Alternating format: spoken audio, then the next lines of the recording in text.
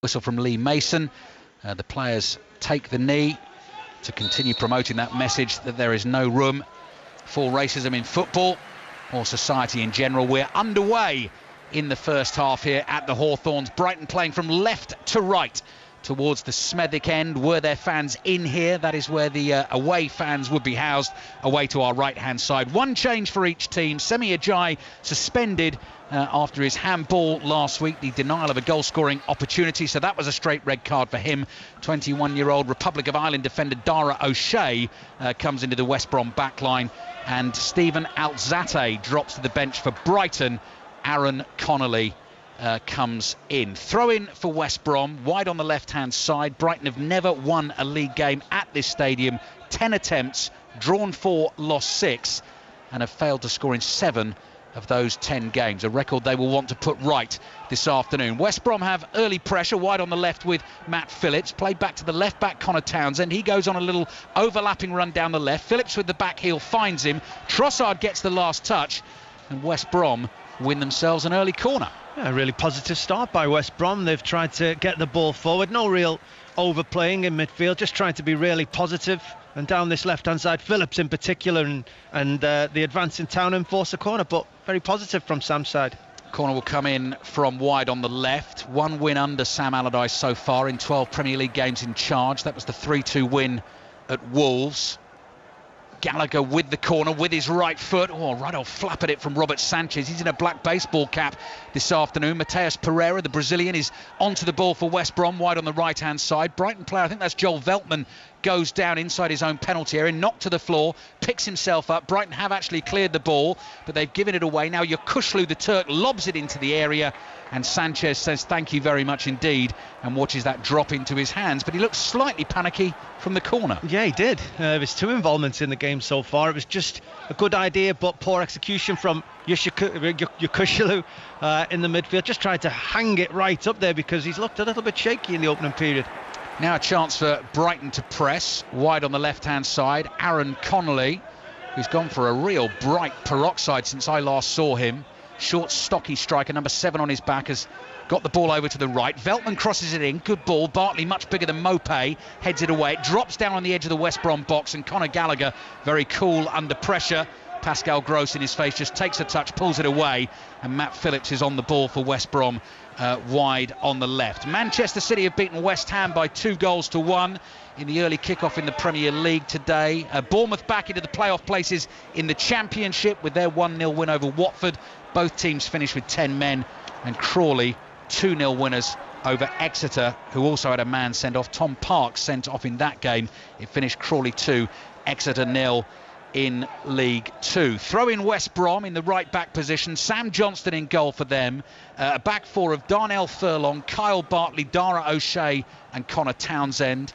Okay Yokushlu, the Turk on loan from Celta Vigo, in central midfield with Conor Gallagher, supported by Ainsley Maitland-Niles on loan from Arsenal, and Matt Phillips, and then Matheus Pereira. He will float about in support of Mbaye Diagne up front. Early goal at Griffin Park. John Southall. Extraordinary start. Brentford 0, Stoke City 1. I make it 28 seconds. The goal was scored. Terrible mistake at the back. David Raya, the goalkeeper, the Brentford keeper, gave the ball away. It was played back into the penalty area, into the path of the Stoke City striker Jacob Brown, and he really couldn't miss. Brentford 0, Stoke 1.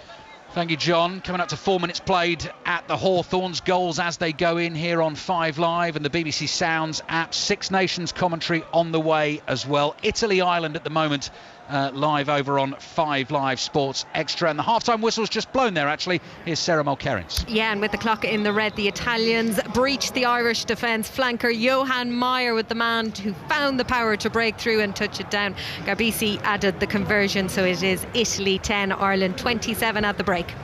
Thank you, Sarah. As I say, full commentary over on 5 Live Sports Extra from 4:45 this afternoon. Wales, England in the Six Nations. Brighton with the defending to do. Dan Burn gets a little bit lucky. Sort of accidental nutmeg in the left-back position on Pereira. Can't find Connolly wide on the left-hand side. Connolly's frustrated and just looks at Dan Burn as if to say, well, what was that? I can't get to that. It's gone out for a West Brom throw. Plymouth 1, Lincoln 0. in League One. You've heard about the Stoke early goal at Griffin Park. Long throw in down the right for West Brom. Nice little touch and turn from Maitland-Niles. Good challenge by Lewis Dunk.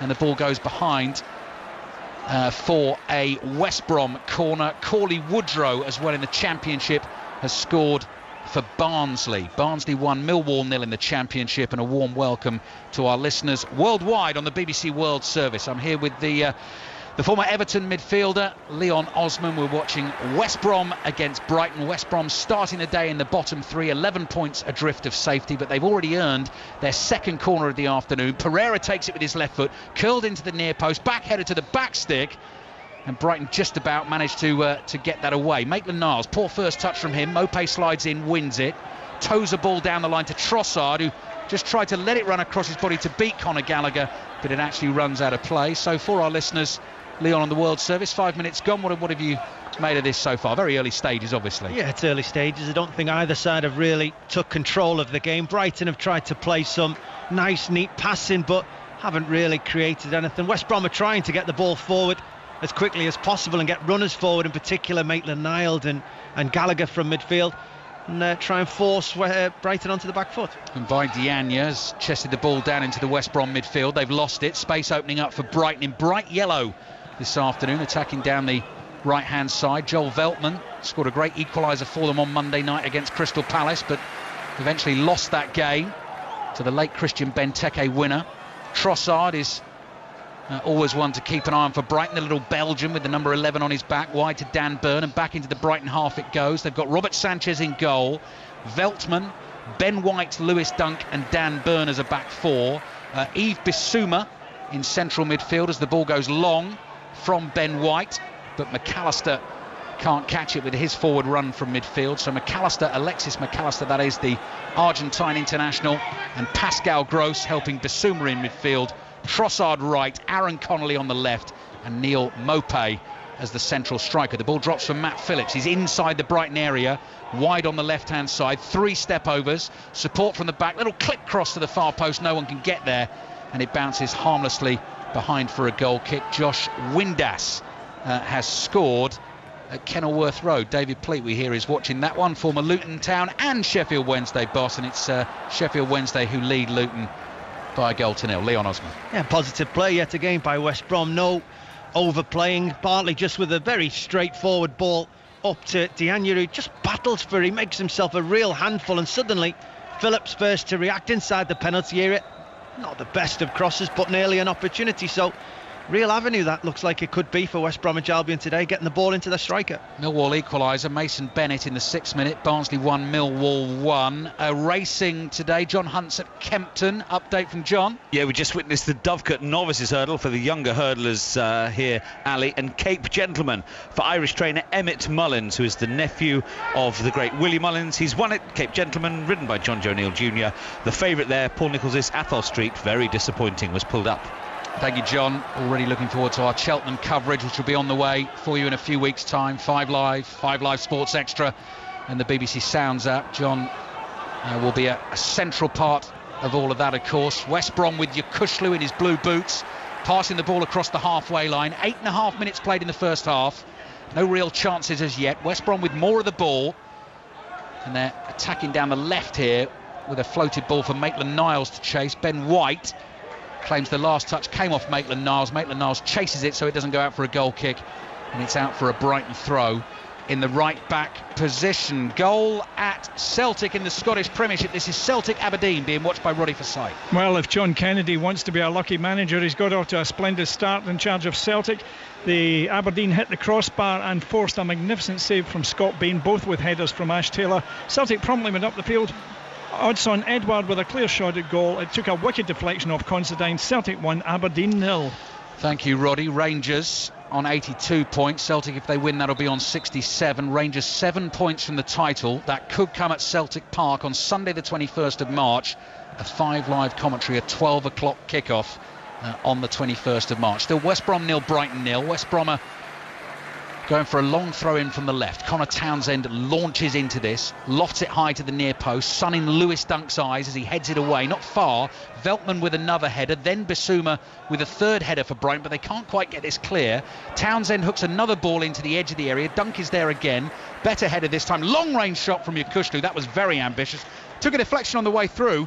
And West Brom do have a corner. West Brom have made a good start, Leon. Yeah, and very simplistic in their play. They're not overpassing, they're not getting themselves in any kind of trouble. As soon as one of their players gets decent possession of the ball, 2 or 3 make runs in behind Brighton, and they're getting up and supporting, keeping the pressure on Brighton. And at the moment, it's forcing Brighton onto the back foot. Had the chances last week, West Brom at Burnley in our 3 o'clock commentary at Turf Moor in that second half and couldn't take them. Gallagher with the corner, curls that into the edge of the 6-yard box, headed down and in. Carl Bartley is there, and West Brom have the early goal, and it's a really important one for them. They deserve it as well. They've started well here against Brighton, and in the 11th minute of the game, Kyle Bartley heads in. It's West Brom 1, Brighton 0. Well, Sam Allardyce will be absolutely delighted with the start his side have made. They've forced Brighton onto the back foot for all of the opening 10 or so minutes of this game. 2-3 corners attempted into that penalty area. They've tried the same every time. Try and land it right in the middle of the goal, 6 yards out, giving your players the opportunity to attack the ball. And Kyle Bartley jumps above everybody else in there. He's got so much more desire. You can see on his face as he makes contact with the ball, just glances it into the back of the Brighton goal. 1-0. Third goal of the season for Kyle Bartley. And the caps come off for the Brighton goalkeeper, Robert Sanchez. He has already conceded. And Brighton, remember, starting this game 4 points above the bottom 3. Fulham away to Palace tomorrow, the first of 4 commentaries on 5 Live's Premier League Sunday. So were they to lose here, were Fulham to win there, it suddenly gets very, very tight indeed. Palace Fulham at 12 o'clock tomorrow, Tottenham Burnley at 2 o'clock. Centrepiece, I think, really at Stamford Bridge, 4:30 Chelsea against Manchester United in full on 5 Live and BBC Sounds, and Sheffield United against Liverpool rounds it all off at 7:15. So what have Brighton got in response here? 12 minutes played, not too many other goals going in up and down the land at the moment. I can see that Blackpool, with a Jerry Yates penalty, have an early lead away to Charlton in League One. West Brom throw wide on the right inside their own half, as we were saying at the start of the game. Huge week for them. Everton here on Thursday, Newcastle here on Sunday, and they are off to a flyer with a goal from Kyle Bartley. Conor Gallagher making himself available for the throw, plays it back to Dara O'Shea, goes long down the middle of the pitch, and the blue-haired Mbai Diagne jumps with Dunk. Dunk beats him in the air, and it comes back to the Brighton goalkeeper, Robert Sanchez, who is all in orange. Ben White, little 1-2 with Pascal Gross, just inside the Brighton half. Long ball down the channel for Connolly to chase, that's beyond him. Chested down by Sam Johnston, the West Brom keeper, who's had next to nothing to do so far. Coming up to 13 minutes played. Townsend with a chip ball, floated ball down the left for West Brom, headed away by Veltman. Little overhead kick from Pascal Gross, then he sticks a foot up to win the ball. Pereira thought he was fouled, but he's got up very quickly. He's annoyed about it as well because he's chasing right across the pitch to try and win this ball back. Mopé has it inside the penalty area. He's overrun that. Yakushlu with the tackle, beats Bissouma. Bissouma fouls Yakushlu, and that is a free kick for West Brom. Leon Osman. Yeah, it was good play by Yakushlu, and that one was a foul moments before the Pereira one. It was one of those European style free kicks where your studs are showing. Quite often in the European game you get those free kicks, but it was a good tackle. I think it was by Gross in the middle of the park, as you said, and the referee right to play on. But that's the first time we've seen Brighton try to get forward really with that movement. West Bromwich Albion have pretty much dominated the opening 13 minutes of this game. Plymouth 2, Lincoln 0. So Plymouth off to a flyer in League One. Lincoln starting the day in second place. That's where they are as things stand at the moment. Long ball forward to Diagne, gets the flick on. Veltman with the clearance. That took a deflection, I thought. No, it didn't. So that will be a West Brom throw in an attacking position on the left-hand side. Plymouth, their goal scorer with the second, Danny Mayer. And as you were saying, Leon, this kind of day, weather-wise, was the kind of day that you relished as a player. Yeah, absolutely. Sun is shining, but it's a real crisp, easy to breathe in when you're running around, and you know the distances that you might have to cover in the game. Very enjoyable. Certainly, I didn't like the wind, I didn't like the rain. The wind would blow me over most of the time, so... Not too hot either, you didn't like it too hot? No, I didn't like Leon. it too hot. No. My body always overheated. This was just perfect. Just perfect. Just right today, Leon, who... Having said that, I've got so many layers on, sat here in the sunshine. 352 Premier League appearances for Leon, for Everton, 14 years as a Premier League player and 43 goals. Those are the stats I have, unless you want to query them. Leon, 15 minutes played. No, not at all. And West Brom leading here by a goal to nil. MK Dons lead Oxford 1-0 in League One. Andrew Sermon in the 14th minute of that game. Brighton attack down the right. That's overhit by Mopay. Ben White well forward down the right-hand side. Better ball there, and White would have been able to get a decent cross into the penalty area. Yeah, it's very un-Brighton. Like, quite often they've been good in possession. They move the ball back to front quite quickly and create chances. Their issue has been converting the chances, but at the moment they're struggling to get into West Brom's final third. Already heard from John Southall this afternoon because Stoke had taken the early lead at Brentford. Let's get another update from John. That is the case. Brentford 0, Stoke 1. Stoke have settled well here after the opening goal on 27 seconds by Jacob Brown, capitalising on that mistake from the goalkeeper. One half effort for Brentford. Godos with a shot which he dragged wide from the edge of the area. Brentford 0, Stoke 1. Mopay on the turn for Brighton on the edge of the West Brom box. Connolly gets the shot away, it's deflected, and Sam Johnston was stranded, and he's very relieved to see that bobble past his right-hand post and go behind for the Brighton corner. Yeah, it's the first real bit of desire we've seen from Brighton. Good play by Connolly initially, then Mopay gets involved, tried to play a little 1-2. I think it was with Connolly, who decided to get a shot away, but good block. You were right, Sam Johnston was stood en route to his spot. Had to see it well go by the post. West Brom keeper in light green, standing on his line in the 6-yard box. Connolly making a nuisance of himself at the near post. Pascal Gross with the delivery. Dan Burn throws himself at it. Big shout for handball. Video assistant referee, obviously with an eye on the game, will be looking at that. That is Simon Hooper, who's at Stockley Park for this one. Lewis Dunk's won a tackle, edge of the box. Bit of skill from Dunk as well. Away from Maitland-Niles. Lays it off to Veltman. Veltman just keeps that in play wide on the right. He's given it away. Phillips comes racing in, crashes the ball into the shins of McAllister, and Diagne effectively shoots from about 85 yards at Sanchez's goal, and the ball ends up way outside the penalty area. Sanchez clears it with his right foot. Bartley heads it away for West Brom. Simon Hooper, I'm sure we'll still be looking at the pictures. I haven't seen whether Lee Mason's had a word on the potential handball as yet, and it remains... Well, it's a huge shout, I can tell you that. It's a huge shout for handball when that corner kick came in. It looked like it looked like Byrne was first to it, probably on line with the front post about 8 yards out, and Yakushalu just put his arm up. He knew he was beaten, and he just put his arm up to try and stop it, and they'll have to check whether it hits his arm. It's gone up on the big screen, checking possible penalty. Lee Mason's halted the game, so the ball hadn't gone out of play. He's immediately drawn that imaginary television in the air. He's been sent across to look at the pictures. He's very close to us here. We're way above him in the West Stand. We've got a really good view of Lee Mason. He's had a look, he's changing his mind, and he is giving a penalty to Brighton for the handball. So a chance for the equaliser. They're a goal behind to the Kyle Bartley header.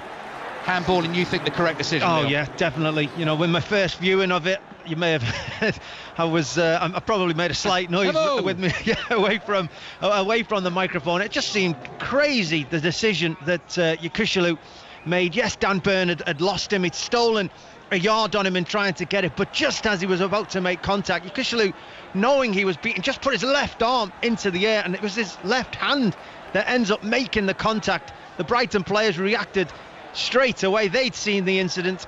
The referee obviously hadn't, but you know, that is a very good use of VAR. Crucial game in the relegation battle. West Brom with the early lead. A chance for Brighton to equalise here. Pascal Gross has scored 2 out of 2 from the spot for Brighton this season. Neil Mopay's taken some penalties as well, but Gross successful against Liverpool and Southampton, and now he's up against Sam Johnston. He's going to take a short, measured run to the ball.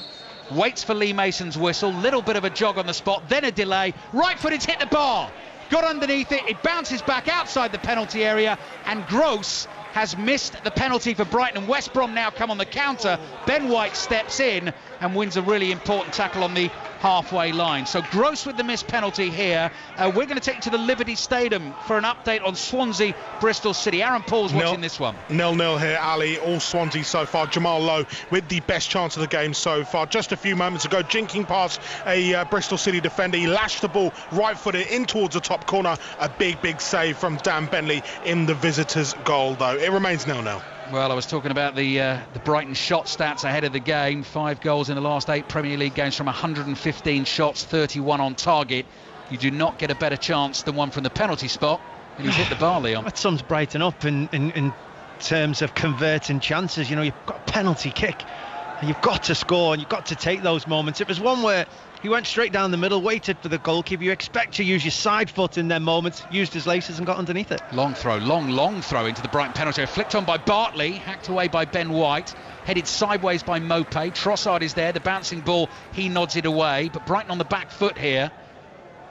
And Bissouma should have this covered and will try and let the ball run out behind for a goal kick. But he was chased hard there and actually very nearly made a mess of it, but got it back to his goalkeeper Robert Sanchez. Dundee United have the lead away to Kilmarnock in the Scottish Premiership, so we know that Celtic lead Aberdeen by 1-0, Kilmarnock 0, Dundee United 1. 20 minutes played at the Hawthorns.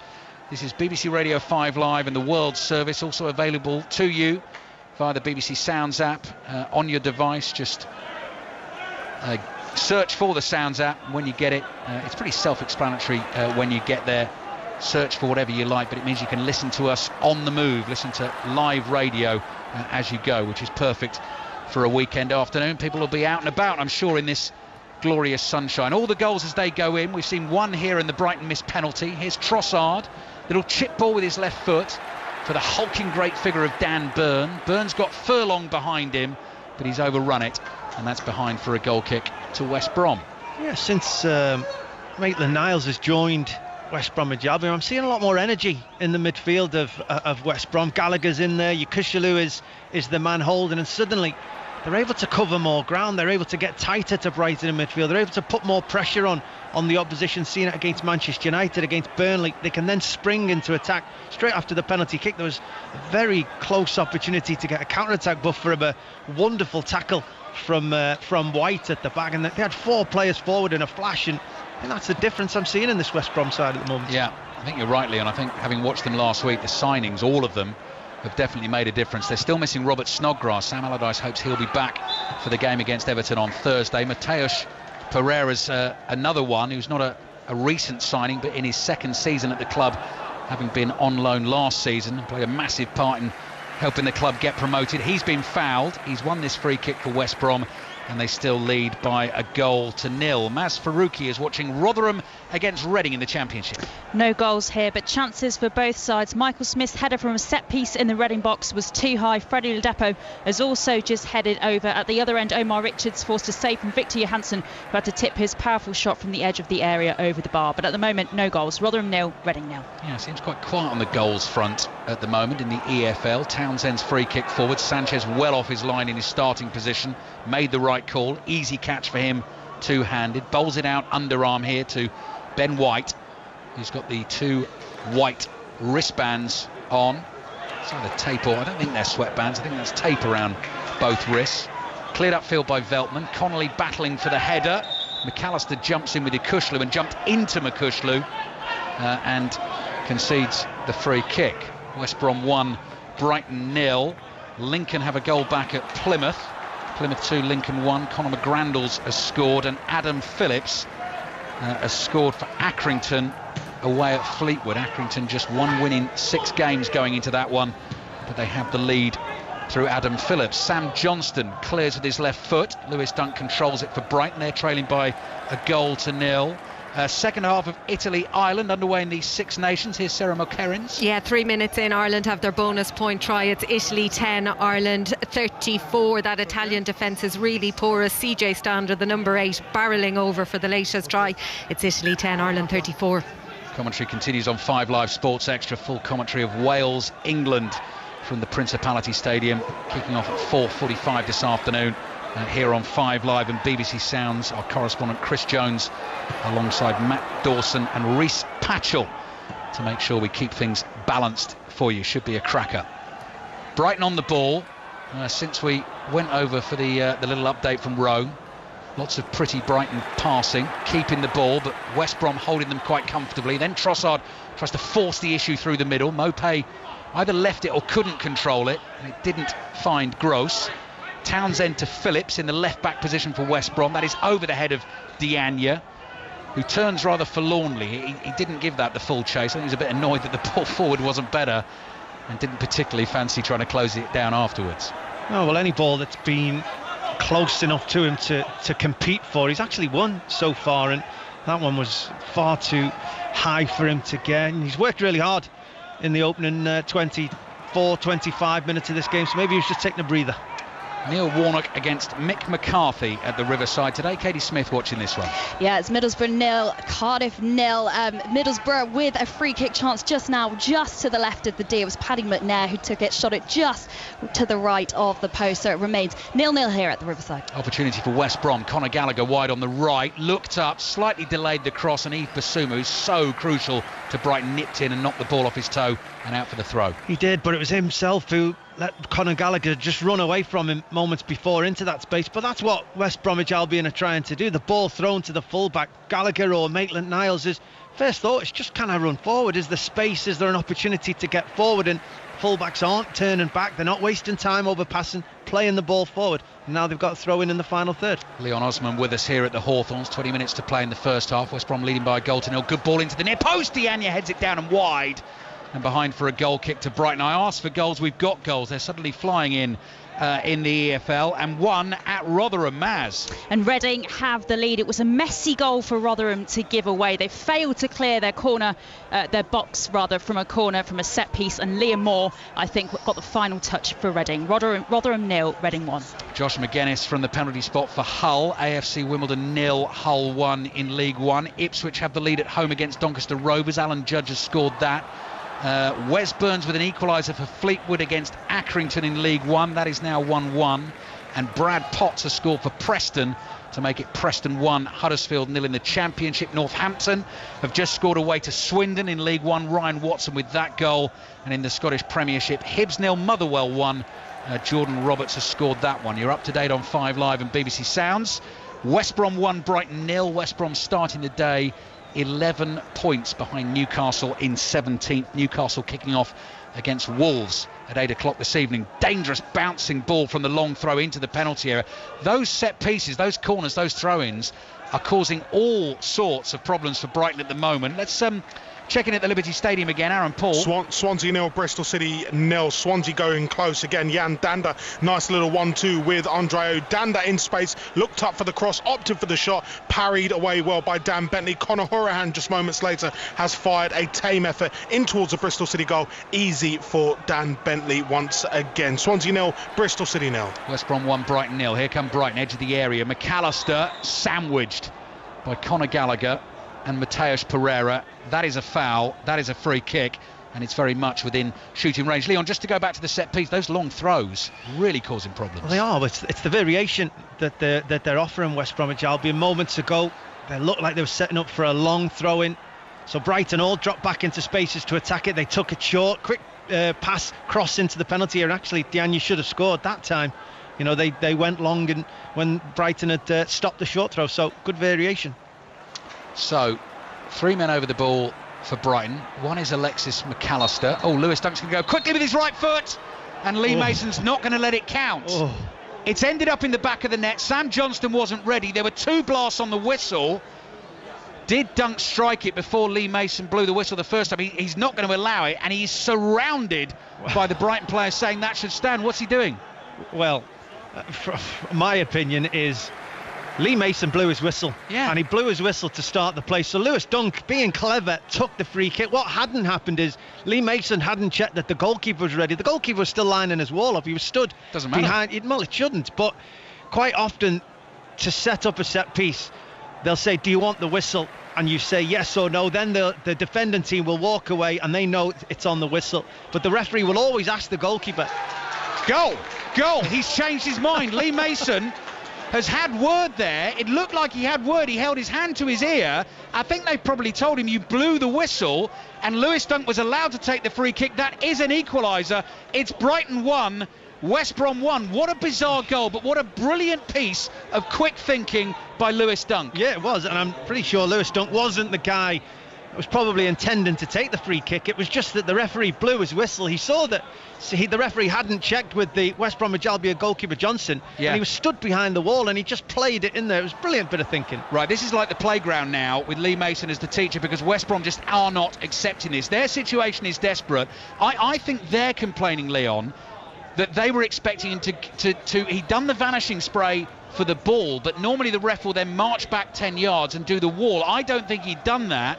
He blew the whistle for the free kick to be taken. That's what West Brom are complaining about. And Lewis Dunk, as soon as he heard the whistle, just hit it. And I seem to remember him scoring a free kick at Anfield against Liverpool, either last season or the season before, in very similar circumstances, catching the goalkeeper out napping. Yes, but what usually happens on them occasions is there's not been a moment where you've asked for the whistle. It looked like West Brom were close to the ball and said, are you going to blow the whistle? Are you going to give us time? And he blew it before anyone was really set. And at the moment, West Brom are standing in the Brighton half, sort of refusing to restart the game. It's quite incredible. But also, Lee Mason is not saying to them, right, come on, let's get back underway. He seems to be entertaining the complaints at the moment. Sam Allardyce has come to the side of the pitch as well.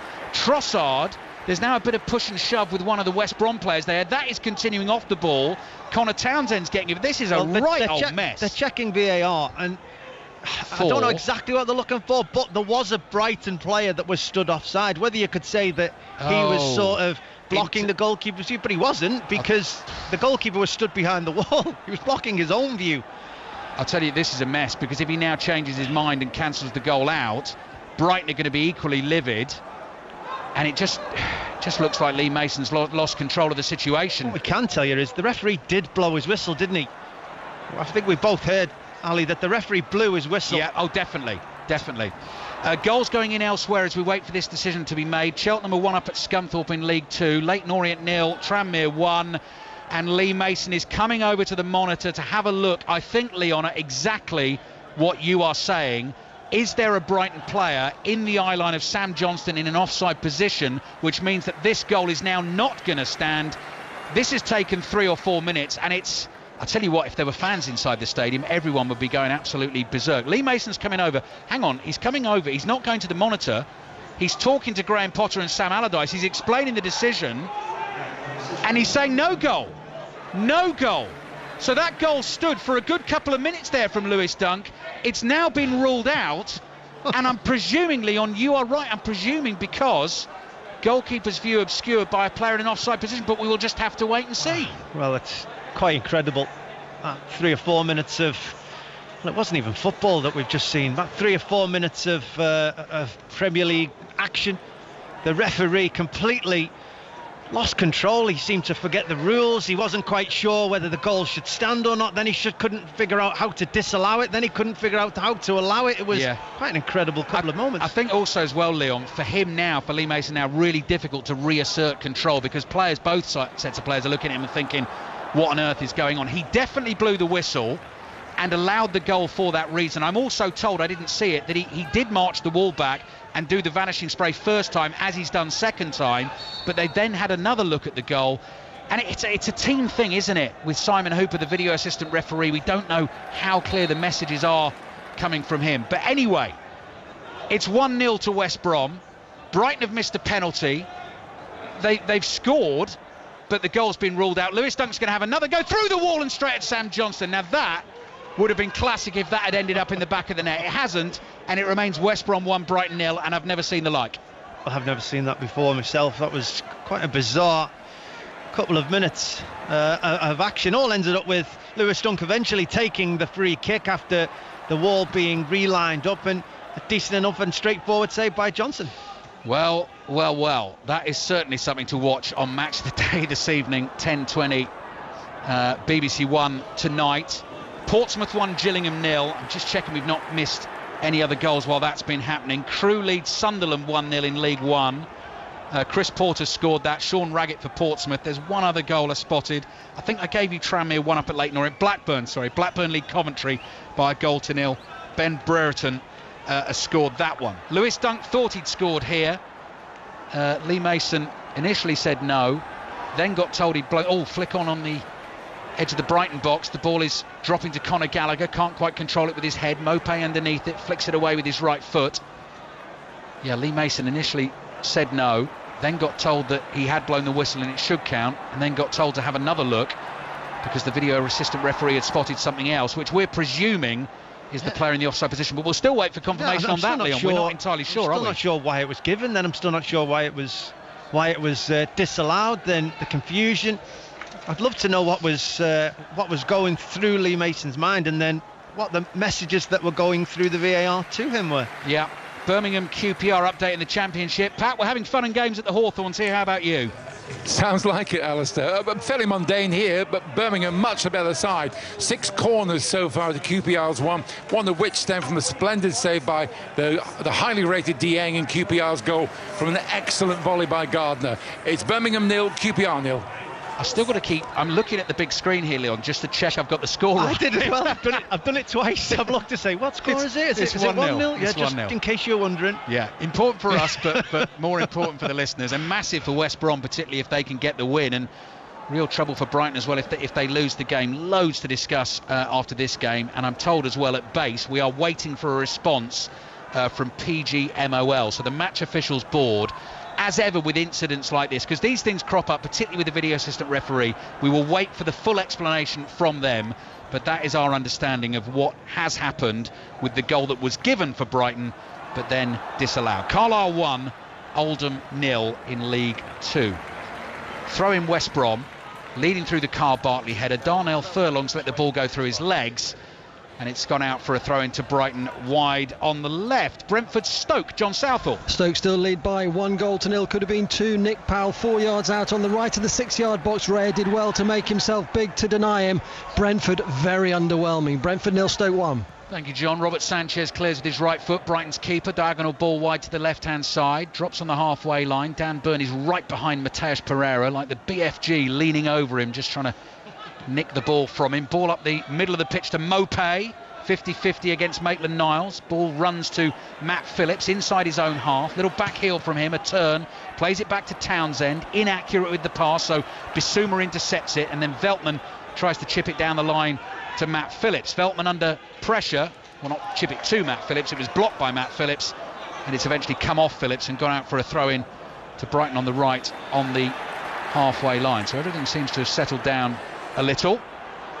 And I guess as well as a referee, Leon, and you'll have been out there hundreds of times, they've got to forget it as well, haven't they, and get on with it and not let it be lingering in their mind and just concentrate on refereeing the rest of the game. Well, yeah, and only the best ones will be able to do that. I'm sure Lee Mason, certainly for the rest of this game, he'll be conscious, even whether he's aware of it or not. It'll be in the back of his mind. He may second guess himself, and that's the last thing you want from a referee, refereeing such a high standard game.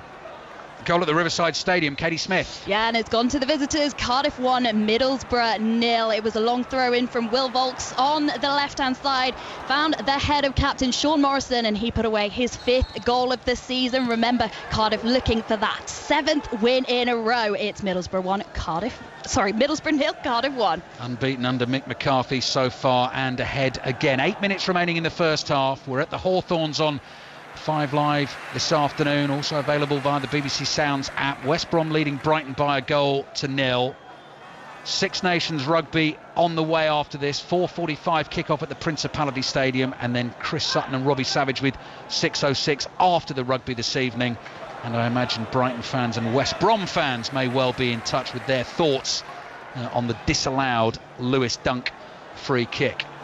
Dunk on the ball for Brighton with his right foot across to Dan Burn. Burn to Bissouma, chased by Gallagher.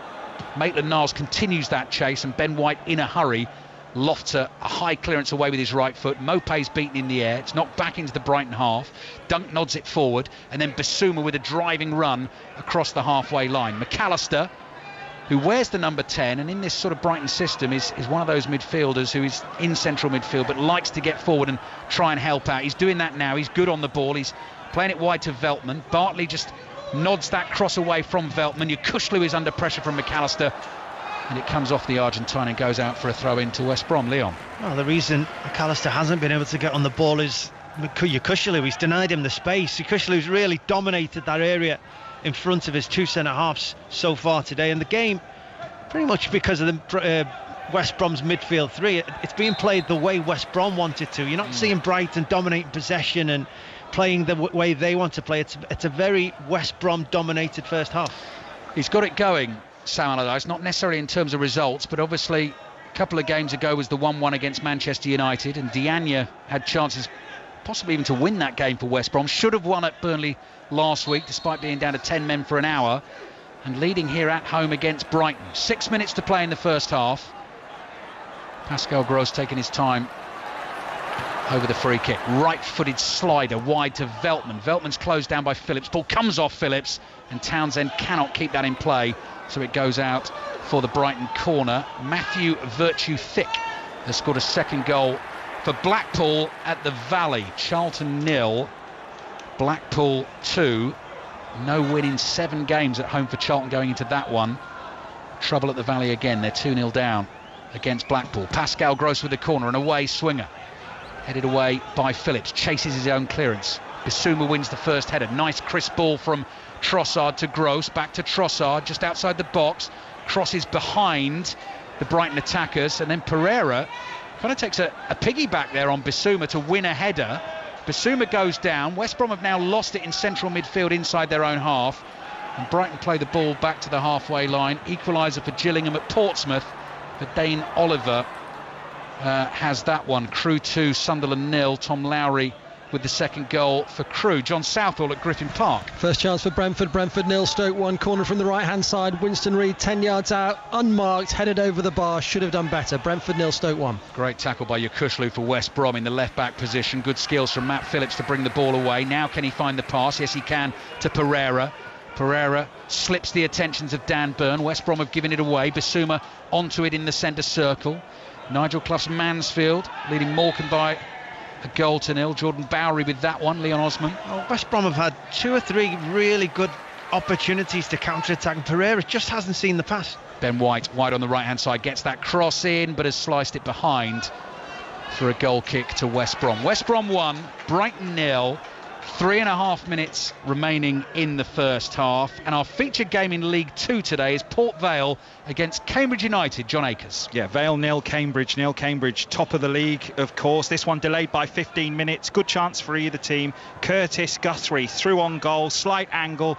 Maybe should have had his first goal for the club one-on-one. And then Wes Houlihan, 38 years of age, with a left foot shot. A good save by Brown, laid down to his right. It's Vale 0, Cambridge 0.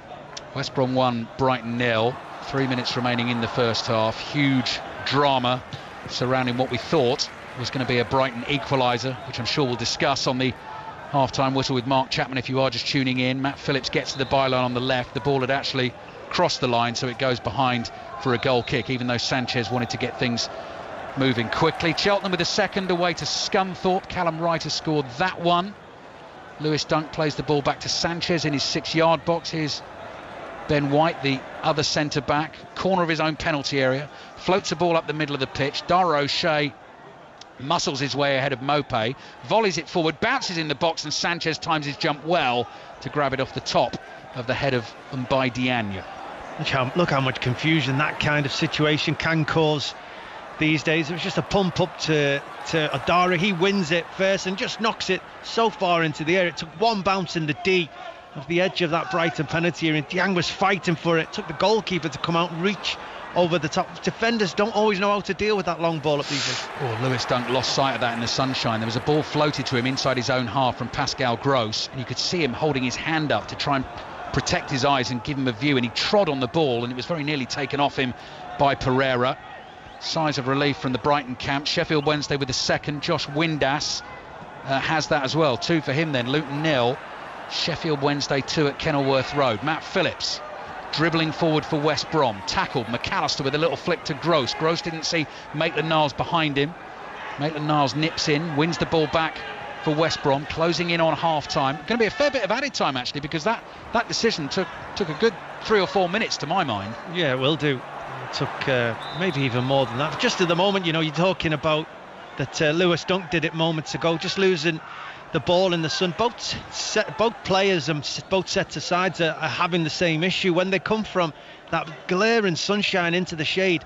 They can't quite see the passes, they can't quite see who they're passing to at times, and quite often they're getting caught on the ball.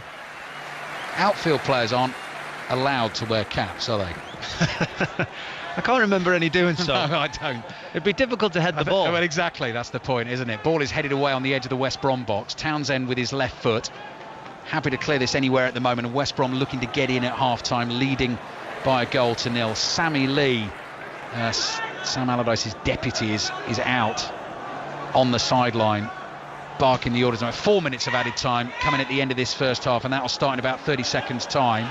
Townsend's lost it. He's had to commit a foul there to stop Veltman getting away from him down the right. West Brom 1, Brighton 0. Hull with a second away to Wimbledon. Reece Burke has scored that goal. All the half-time scores coming your way at half-time here, which is obviously when they'll be coming, because it will be half-time. And here comes the board for the added time at the Hawthorns. I already know, though, Leon, that's going to say 4, because Gary Flintoff is the man in the know, and he's right. He's decent, Gary, isn't he? He knows what he's doing, yeah. Pascal Gross with his right foot, curling ball, dropping on the penalty spot. Townsend heads it up in the air, and Sam Johnston leaps athletically and clutches it for West Brom. First goal in the game between Birmingham and QPR. Pat Murphy. It's gone to QPR, scored by Charlie Austin. He likes playing here, scored 2 goals last year for West Brom. Deep cross, Austin unmarked. A familiar lack of concentration by the Birmingham defence.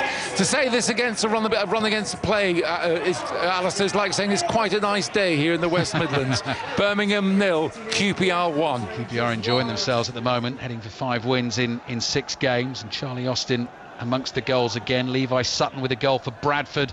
Away to Walsall just before half-time. McAllister, good ball to Connolly for Brighton. Inside the West Brom penalty. A right-footed curler, good save by Sam Johnston. Diving to his left, palms it away. Veltman heads it back to Gross. Gross controls it on the instep of his right boot.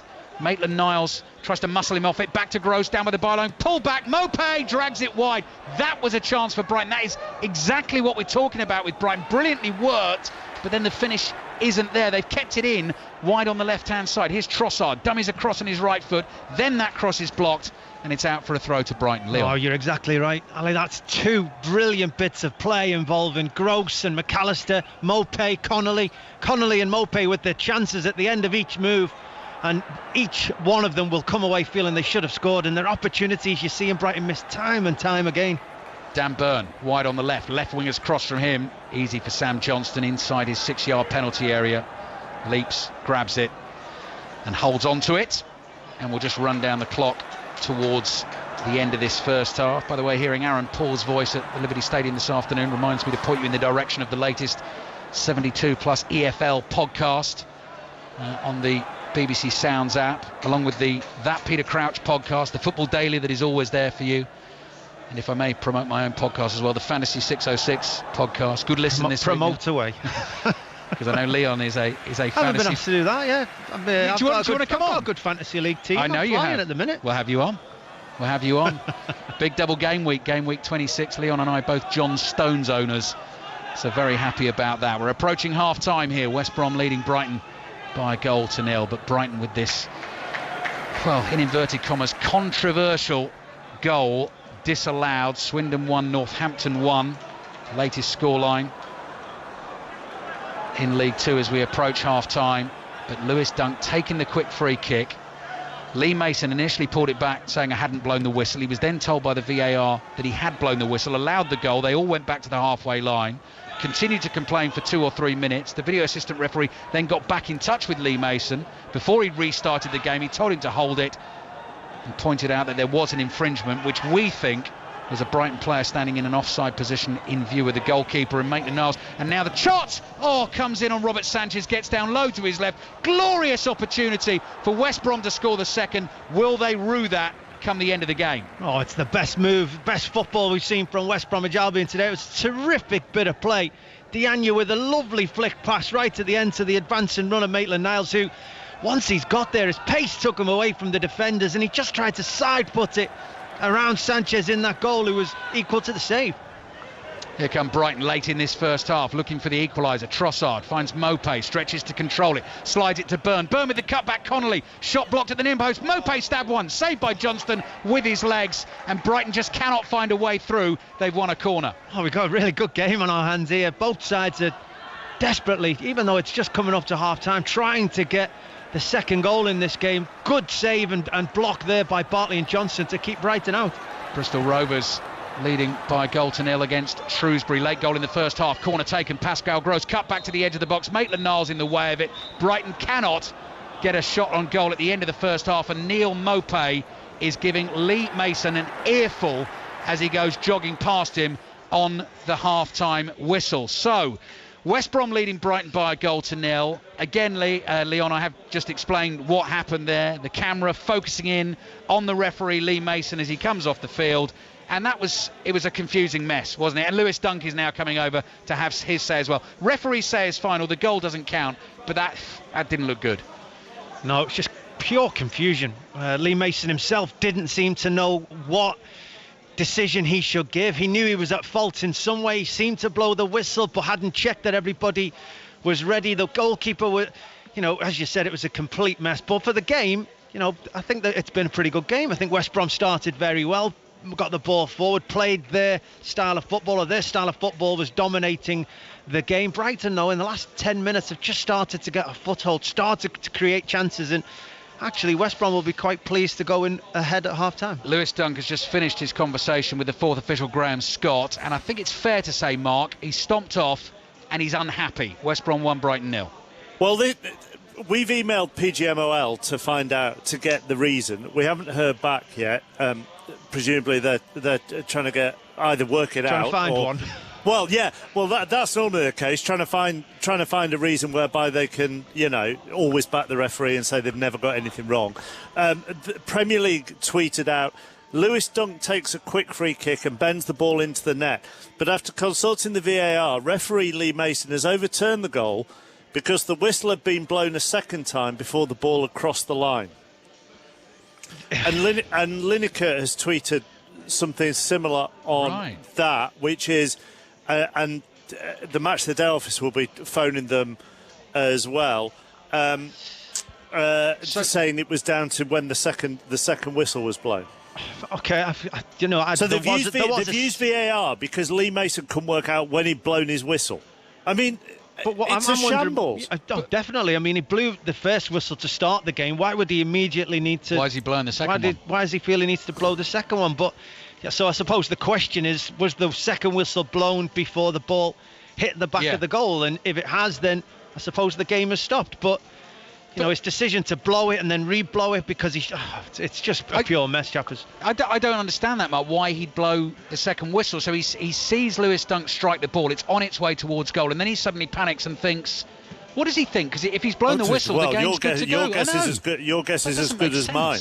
That doesn't make sense. I do think the fact that when you get a set piece on the edge of the penalty area, quite often, I was the guy that went and stood in front of the ball. As a defending team, I'd go and stand in front of the ball so they cannot take a quick free kick. The referee would then say, well, you need to stand back. I'd say, okay, but you're not allowed to take the free kick until you blow the whistle, ref. And he'd say, yes. I'd say, make sure that we're set and we're ready and the goalkeeper's ready. And he'd say, yes. So the keeper was certainly not ready. Yeah, and there was obviously a clear reason, Mark, because once he'd had word from the video system that the goal could stand, they came back to the halfway line, but he then must have had another word, do not restart this game, because we were there for 2 or 3 minutes and there were all sorts of conversations and confrontations going on while they were obviously speaking to Lee Mason as well. I mean, it is a mess they've really got to sort out. Because if the Premier League had any kind of maturity or weren't so very scared of opening their doors to anything that might enlighten us, we'd be able to hear the conversation between the referee and the VAR, and therefore we would know why. I think what's interesting. Then we'd know why. Yeah, I know, Mark. I know. Well, do you mean as an audience? You don't just mean as commentators? Later on, if there's a contentious decision in Wales, England, we will hear the TMO talking to the referee. It's not about players' behaviour or the behaviour of referees. It's just an open system where we can understand as fans and as media what on earth they are deciding. The other thing, Mark, if you're doing a live television commentary, and I think I'm allowed to say this, you have the option as the commentator of being able to listen to the conversation, so it doesn't get broadcast, but it helps you inform your audience of what's going on, which obviously we don't have that information at the moment as we're doing the live commentary here, but that would be a step towards that as well, wouldn't it? Otherwise, we're just guessing, aren't we, Leon? We're just guessing and getting more and more annoyed. Well, we're definitely guessing, and we're coming. It's not like you. we're coming up with 2. I think we've got 3 possible ideas why it might have been right now. We've certainly got no clarification on what happened. And you're right. We'd love to have been part of that conversation to listen how they come up with. I mean, Alistair talked during the game that Lee Mason seemed to have made a mistake, and how's he going with it? We all make mistakes. We all, in every aspect of life and sport, mistakes will be made. But it's how you get on with that, how you deal with that. Referees aren't expected to, but they will make mistakes, and we have to be okay with that. We have to be able to listen in to their mistakes. They have to be okay to be big enough to say, I've made a mistake there. This is what happened, but we're not able to see that at the moment. The other final thing that I would say in all of this, having just seen a replay of it again, is as soon as the ball hits the back of the net and then there's confusion, 10 players surround him. So how is he going to be able to make a decision? Here is VAR in the air if all the players are surrounding him. The players have to have some responsibility in this as well. Yeah, but at the same time, if I know how I would have reacted had I asked for the referee's whistle and to have done everything right. I'd have gone back when he said and wait for the whistle, and then that goal I'd have approached the referee and said, surely that can't be right. Surely that's not allowed to happen. I'm not saying that you should be allowed to get around. And as the referee, I'd have said, Leon, just go away for a minute. You do that anyway, chappers. You do that anyway when we're preparing for things.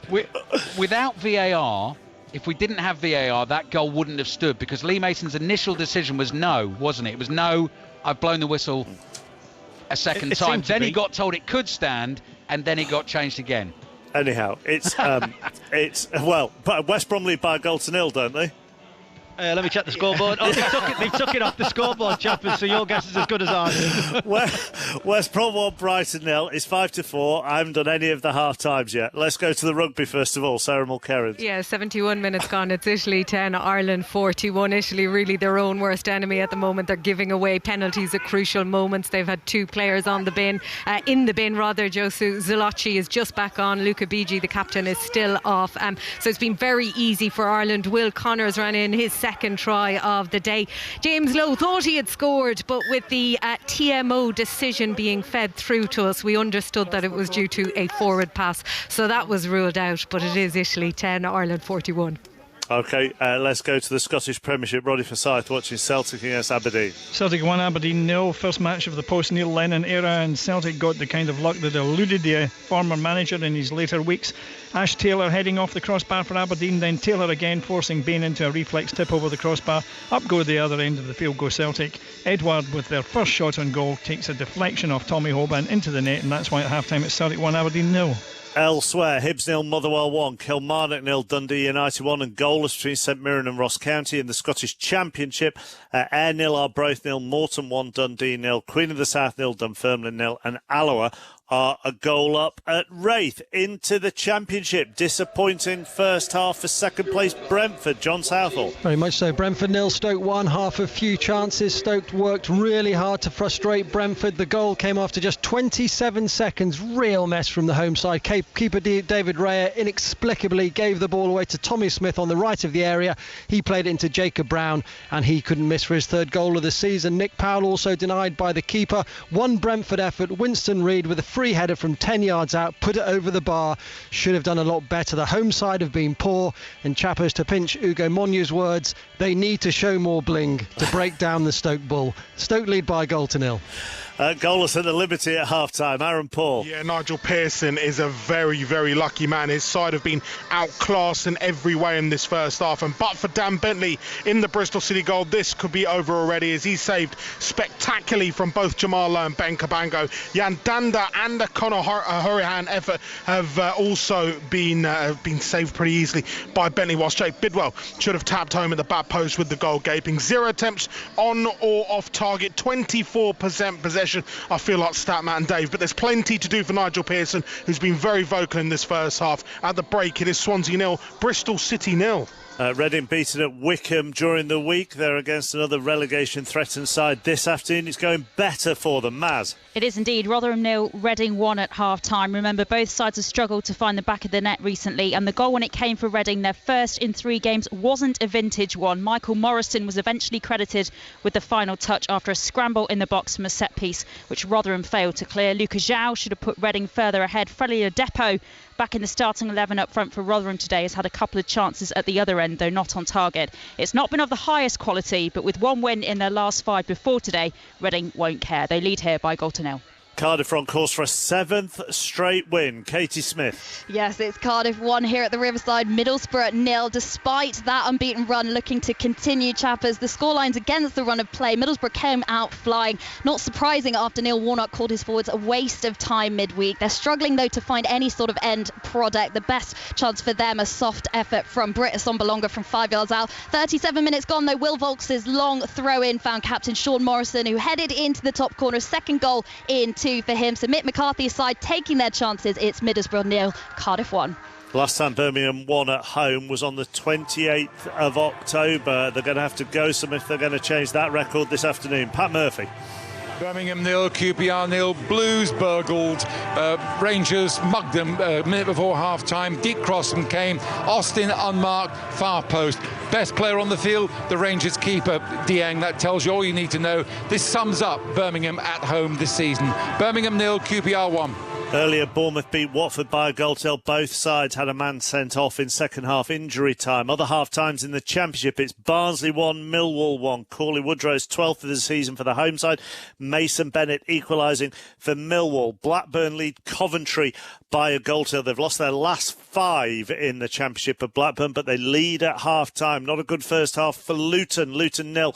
Sheffield Wednesday 2. Josh Windass has got both of those goals. 6 for the season for him. Preston lead Huddersfield by a goal to nil. They haven't won in their last 11 away from home, haven't Huddersfield, and they are behind this afternoon. Into League One, Mike Williams watching AFC Wimbledon against Hull. And things very comfortable for the visitors here. Mark, Hull have bossed things. They lead by 2 goals to nil at half-time. They took a deserved lead through a spot kick after Darnell Johnson shoved Keane Lewis Potter in the box. Upset Josh McGuinness to drill the penalty home for his 11th league goal of the season. Hull's second then came after a long crossfield ball from Louis Coyle into the box was headed down by McGuinness into the feet of defender Rhys Burke, who caused all sorts of confusion in the Wimbledon defence. A first touch from Burke took it past keeper Sam Walker, and from a tight angle he tucked it home for his 3rd goal of the season on his 100th start for the club. Half-time at Plough Lane. Wimbledon 0, Hull 2. Thank you very much. Elsewhere in League One, Bristol Rovers lead Shrewsbury by a goal to nil. Jerry Yates got Blackpool's first, 12 of the season for him, and they're 2-0 up at Charlton. Crewe, unbeaten in their last 9 at home, lead Sunderland by 2 goals to nil. It's Fleetwood 1, Accrington Stanley 1. Ipswich lead Doncaster by a goal to nil. MK Dons 1, Oxford 0. Andrew Sermon with the goal for MK Dons.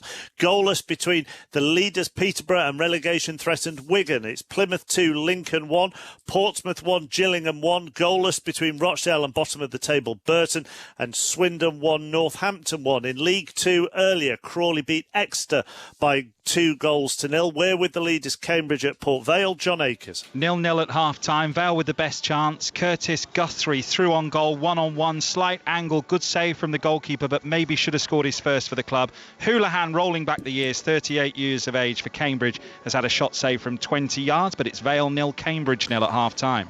Goalless between Bolton and Barrow. Carlisle 1, Oldham 0. Harrogate 0, Grimsby 0. Tranmere a goal up at Leyton Orient. Mansfield lead Morecambe by a goal to nil thanks to Jordan Bowery's 8th of the season. Newport Stevenage is goalless. Scunthorpe 0, Cheltenham 2. Southend 0, Salford 0. And it's Walsall 0, Bradford City 1. In the National League this afternoon, Borehamwood 1, Solihull Moors 1, Bromley 3, Altrincham 1, Kings Lynn 2, Weymouth 2, Stockport 0, Chesterfield 0, Wrexham 0, Wealdstone 1, and Yeovil 0, Dagenham and Redbridge 0. Ireland are 41-10 up on Italy. Earlier in the Pro 14, Scarlets won 27-25 at Edinburgh. In the Premiership Rugby Union, Bristol beat Leicester 17-13. Latest scores, Newcastle 14, Quins 7, Wasps 10, London Irish 6.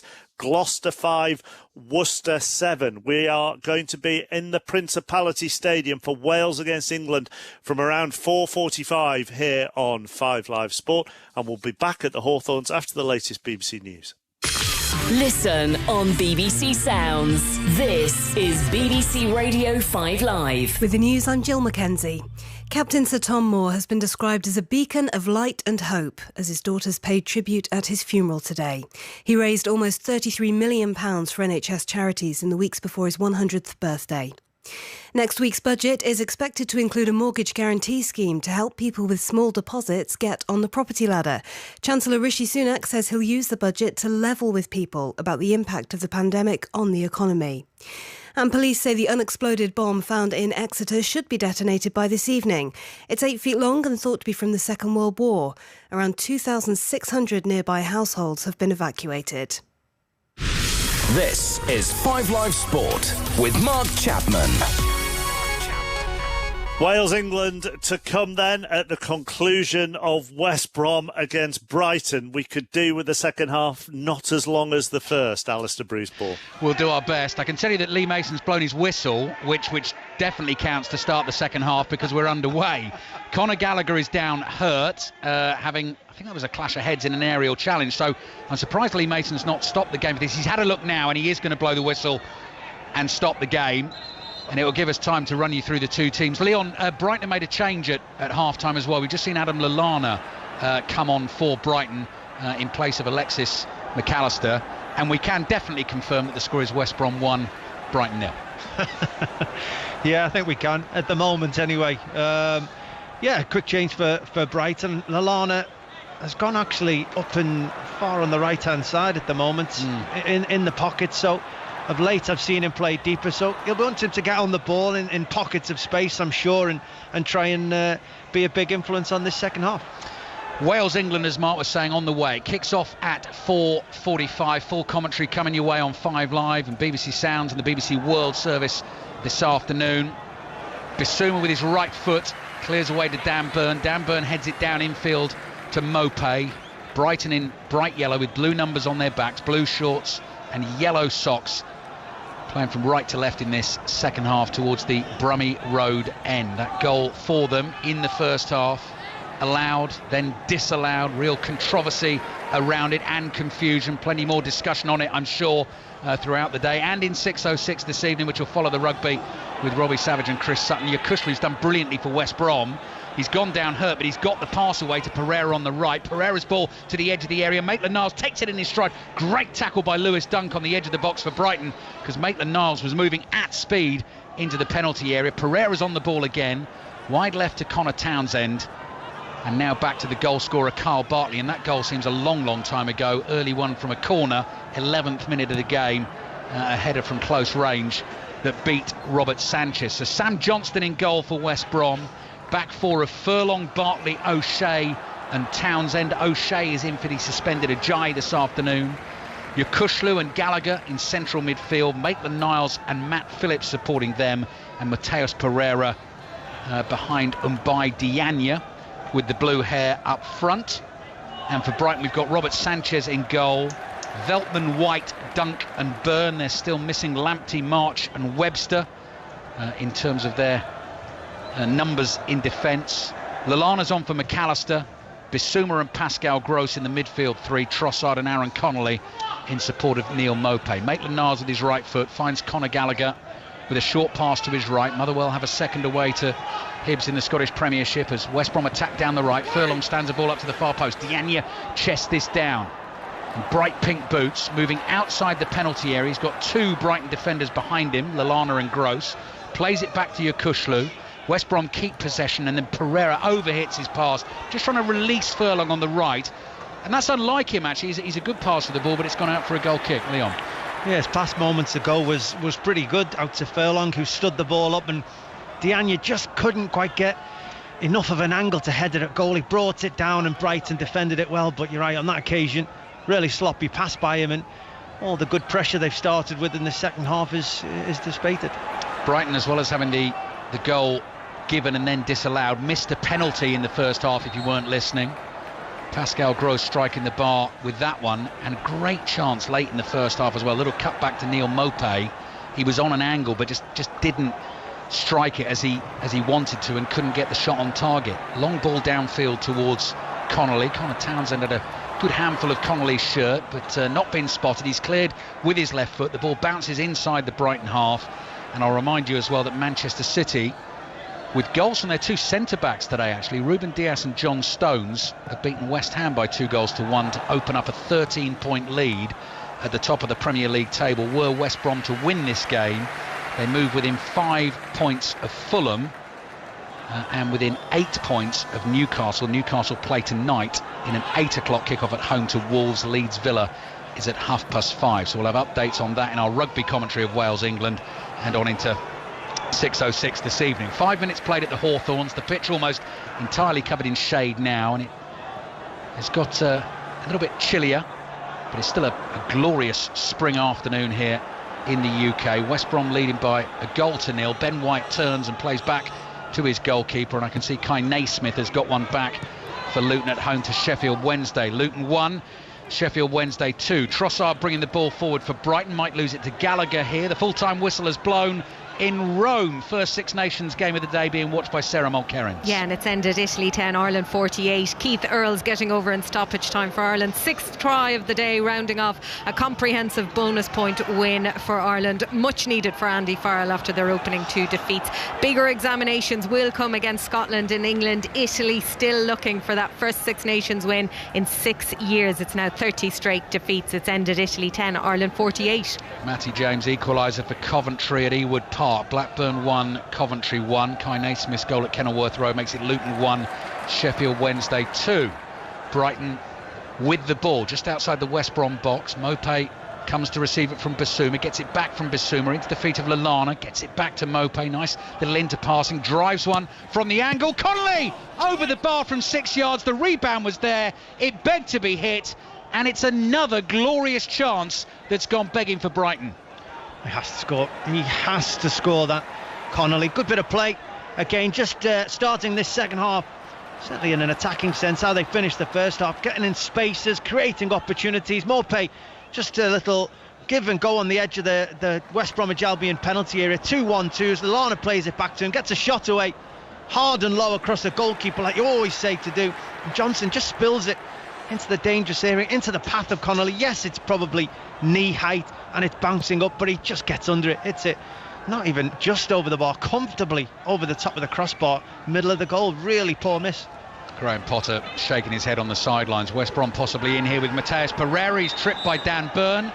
Free kick for West Brom, just over half an hour away from the rugby at the Principality Stadium. Chris Jones will be commentating on this game for us. Chris? Sure of many sporting events that feel weirder without fans. Wales against England match in Cardiff, Ali, but crowd or no crowd, a defining game for both sides. For Wales, the Triple Crown is on the line, but what to make of England at the moment this afternoon may go a long way to answering some of those burning questions around Eddie Jones's side. Really looking forward to that 4:45 kick-off, and if we do miss the first couple of minutes of commentary, we'll be toing and froing with Chris to make sure you don't miss any of the crucial action. Gallagher steps over the free kick. Pereira with a clever little switch finds Gallagher into the penalty area, hits the shot. That's blocked by Pascal Gross and behind for the corner. That was well worked by West Brom. It was. Fell asleep Brighton. West Brom did one of those where one player runs over the ball down the side of the wall. It was Gallagher, and Pereira plays at the two-man wall, jumped, didn't go with it. And actually Gallagher just took a moment or two too long in possession of the ball, and Brighton stopped the chance.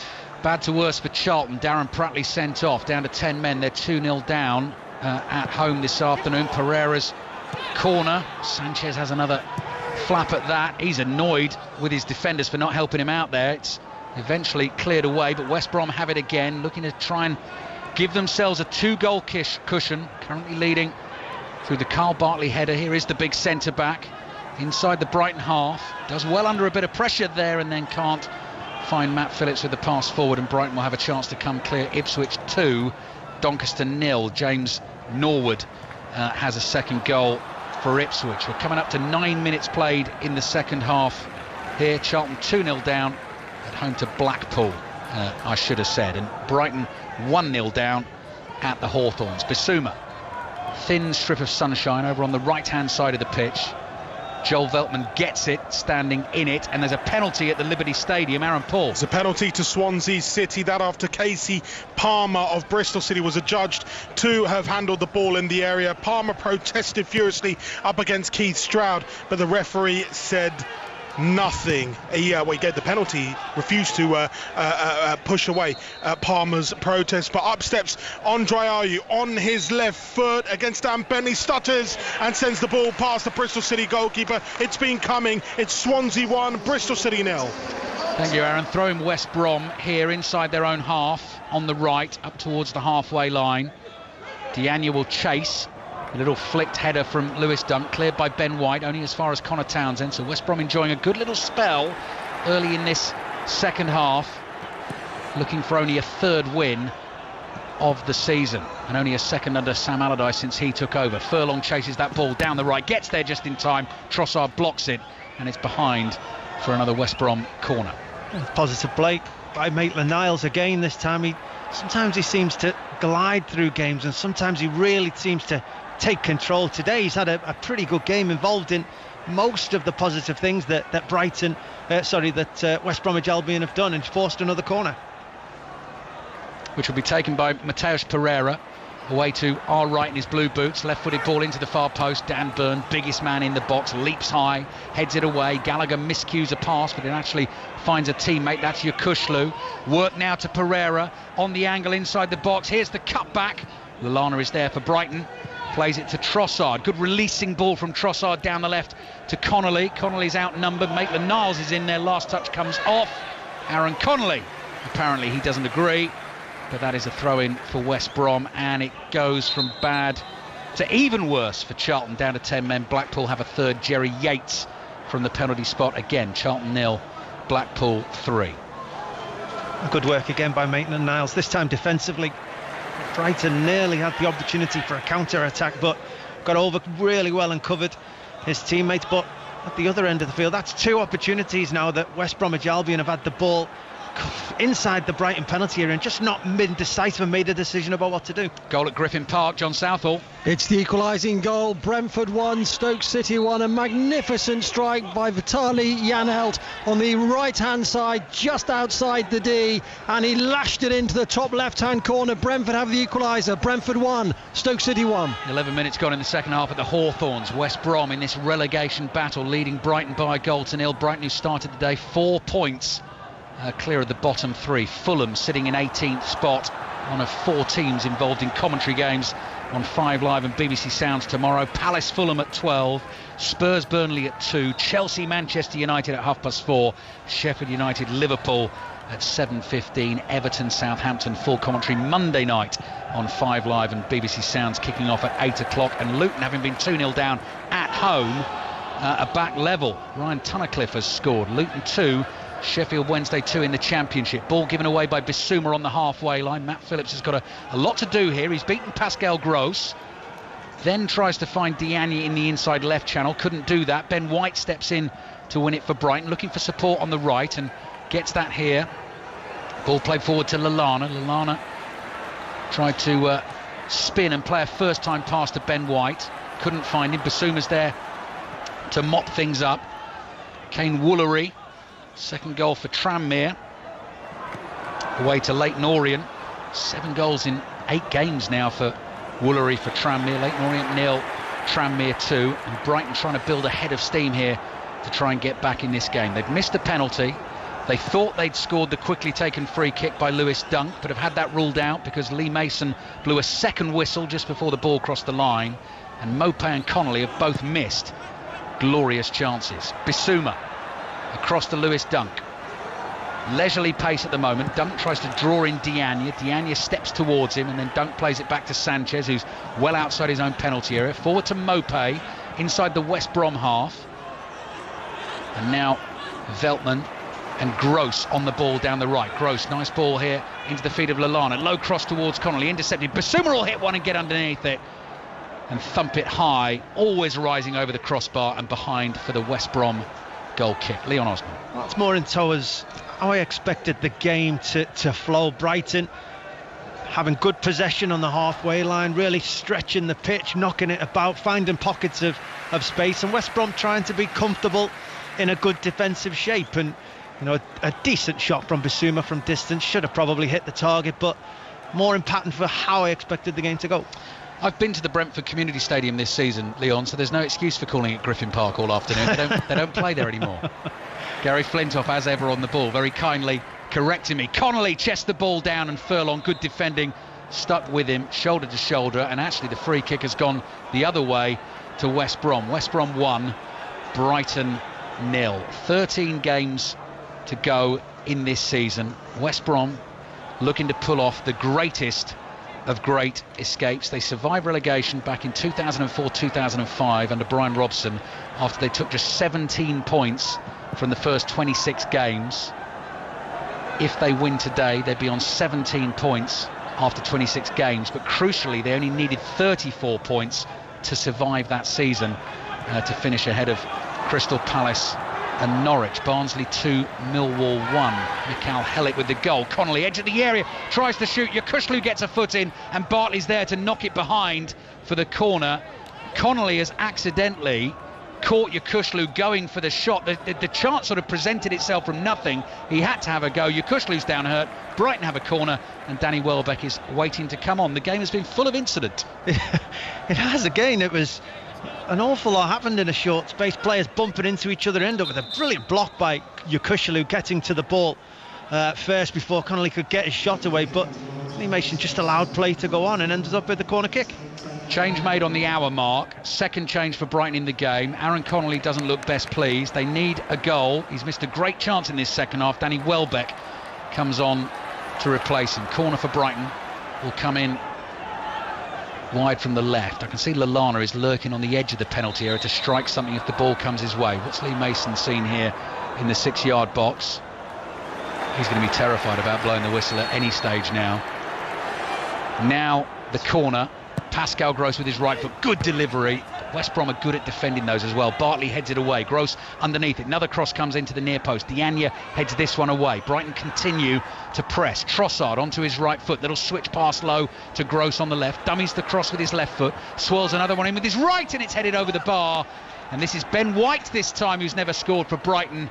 And he's not able to keep that down, and it'll be a goal kick to West Brom. The chances are coming. We know Brighton make the chances. They just cannot convert them. Again, yeah, it's a chance that at least it should be an effort on target. He's on line with the front post. He's 7 yards out. He isn't under any real pressure when he makes contact with the ball, Veltman, but heads it comfortably over the top of the crossbar. And it's as if I don't know if there's a mental block with Brighton when they get into those situations, whether they're practicing them time and time again in training, but they seem to continue to fall short in those moments. Frustrating, really frustrating if you're a Brighton fan. Lincoln equalised from the penalty spot.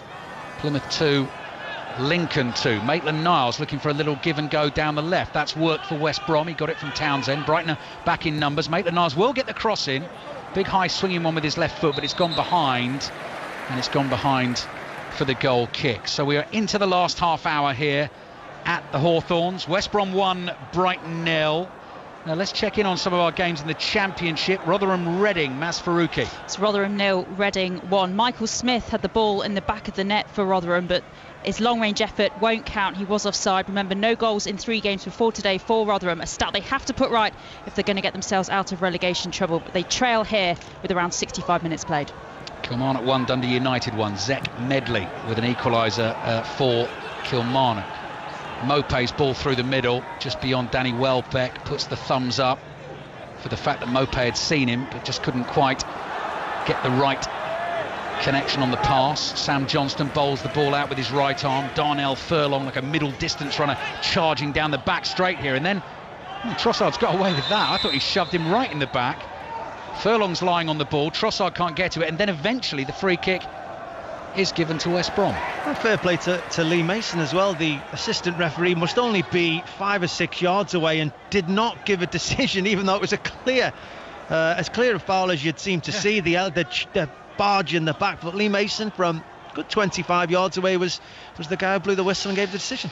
Match of the day tonight, BBC One 10:20. The Lewis Dunk disallowed goal. will certainly feature. Mateusz Pereira with this free kick for West Brom, leading 1-0. Dangerous position, attacking position for them from the right. Curled in, good ball. Sanchez comes and he's knocked by Bartley, but he did well to hold on to the ball, and then he's knocked over as he comes out of his own penalty area, and the foul is given. Matt Phillips barges into him, and Brighton were trying to get away on the counter. We've not had a yellow card yet in the game. I don't think Matt Phillips is going to get one for that either. He's bleeding his innocence, isn't he, when running into the goalkeeper who tried to start the game. But the goalkeeper Sanchez has been a lot better since he had a shaky first 10 minutes in this game, but since he took that cap off, he's been pretty good. Goal at Wimbledon in League One, Mike Williams. Bizarre scenes here, Ali. It's Wimbledon 0, Hull 3, and it's a second penalty to Hull. The spot kick was awarded after Malik Wilkes was fouled. Wilkes presumed he would be taking the penalty. He was usurped by his teammates and told he had to give the ball to Josh McGuinness. Josh McGuinness took the ball, put it on the spot, but Malik Wilkes wouldn't give up. He pushed his own captain in the chest, threw his toys really out of the pram. Eventually McGuinness gave the ball back to Wilkes, who put it on the spot. The pressure was really on him, but he stood up and dispatched it past Sam Walker in the Wimbledon goal. So there you go. You throw your toys out the pram, you throw a strop, and you get your own way, and it's got Hull a third goal here. Yeah, you've got to score it if you do that. Mopé looking for a 1-2 with Lallana. It doesn't come off, and the ball is with Sam Johnston. And I mean, bizarre scenes, yes, Mike, but not quite as bizarre as what we've seen here today. Goal at the Liberty Stadium, Aaron Paul. Equaliser for Bristol City. They won the turnover on the halfway line. Ball flying down the right-hand side. Zach Finer with the ball across into the edge of the D. And there was Nahki Wells to drill the ball past Freddie Woodman. Nothing the Swans keeper could do about it. And we're back on level terms here. Swansea 1, Bristol City 1. Flying clearance in the nick of time by Robert Sanchez on the edge of his own penalty area. Brighton have the ball in the left-back position with Dan Byrne. West Brom 1, Brighton 0. Lincoln have scored 2 penalties in 3 minutes to now lead at Plymouth by 3-2. Bristol Rovers under Joey Barton leads Shrewsbury 2-0. Brandon Hanlon's got the second. Kieran Morris has got a third for Tranmere at Leyton Orient, and Mopé is on the run down the right for Brighton. Needs support. Good little trick inside the penalty area. Onto his left foot, lays it back to Trossard with his right foot, straight at Sam Johnston. Good clean catch from the West Brom keeper. Pat Murphy watching Birmingham QPR. QPR leading 1-0. It could have been 2-0 when Johannesson shot just over the bar. They're coming more into it now as they chase the game, Birmingham. Birmingham just brought on 3 substitutes at the same time, but they're 1-0 down at home to QPR. Thank you, Pat. The ball's back with Sam Johnston. West Brom keep saying this. Massive week for them in the relegation battle. Win today, then Everton come here on Thursday, and then Newcastle. They're closing the gap on Newcastle, are here next Sunday. That will be a huge game for both teams. Ball is with Mateusz Pereira. Celtic still leading Aberdeen by 1-0. By the way, in the Scottish Premiership, already for side is that one for us. Basuma trying a little trick and a turn, possibly unwisely in his own left-back position. Maitland-Niles takes it off him and then tries his own trick and runs the ball past the dead ball line, and that'll be a goal kick for Brighton. I guess Brighton, Leon, have just got to keep trusting that the chances will come and eventually they'll stick one away. Yeah, I mean, that half chance for Trossard moments ago was probably the best connection a Brighton's players got on an attempted finish, but it was from 22 yards out and straight down the goalkeeper's throat, so it was an easy one for him to say. Mopé went through, didn't really fancy taking the shot on himself, was always looking to lay it off, and there's a mixture in there. A centre forward needs to have the selfishness to go for opportunities himself when he gets them. Midway through the second half at the Hawthorns on 5 Live, BBC Sounds and the World Service. West Brom 1, Brighton 0. Cross comes in from the right for Brighton. Townsend is there to win a header, got a shove in the back as he did so. Ched Evans has a second for Preston. They lead Huddersfield by 2-0. And here on 5 Live and BBC Sounds, less than 20 minutes away from the start of Wales-England in the Six Nations at the Principality Stadium. Full commentary is on the way. Back to the Brentford Community Stadium, John. Didn't want to correct you, Ali. Brentford 1, Stoke 1. Brentford, though, pushing for their second goal. Godos with a 25-yarder tipped over the bar by Angus Gunn, and they've got a free kick right down on the right of the penalty area here. Brentford 1, Stoke 1. Can't see that coming back to haunt me at all. It's one of those things, Leon. I mentioned I didn't have a good result when we went to Griffin Park in the Cup, so it's not a ground I remember fondly. Forgotten already. Yeah, no, it's one of those things. I think just for half-time as well, I was talking about the half-time scores coming at half-time. One of those things that often pops up. Chris Sutton might be keeping an ear across, or he'll have someone keeping an ear across for him. They sometimes pop up in 606 or the Fantasy 606 podcast, which is available for you at the moment on the BBC Sounds app. Brighton trying to find a way back into this game. Bradford with a second away to Walsall in League 2. Andy Cook's got that one. Swindon went behind early on against Northampton Town today, but Brett Pittman now has them 2-1 in front. Ball in towards Mopé, just beyond him in that inside right channel, and it goes behind for the goal kick. And Leyton Orient on the score sheet now. Leyton Orient 1, Tranmere 3. Jamie Turley has scored in the 68th minute. So just over 20 minutes to go. Sam Allardyce talking tactics on the sidelines. Previous escapes for him with the likes of Blackburn, Sunderland, Crystal Palace. I remember the one as well at Bolton, of course, in their early days in the Premier League in 2003. They famously survived, and it had Sam Allardyce dancing around on the pitch with JJ Okocha at the end of the game. If he manages to pull this one off, you might even see him doing a little bit of Ganyam style. Apparently he was showing off some of those moves on a TV show a little while back, and it caught the eyes of the Strictly Come Dancing producers, I'm told. I learnt that from Tony Livesey in Friday's Fact of the Day. I was absolutely delighted to get the answer right, and Tony will be equally delighted that it is featured in this afternoon's commentary. Burton Albion, good run at the moment, 1-0 up away to Rochdale. Kane Hemmings has the goal. Lewis Dunk has the ball for Brighton, gives it to Yves Bissouma. Bissouma into the centre circle, back to Dunk. Brighton's next game at home to Leicester, which won't be easy, of course. Lewis Dunk well forward in the attack, as is Dan Burn. Burn on the corner of the West Brom box, plays it back to Pascal Gross. Gross with his right foot to Dunk.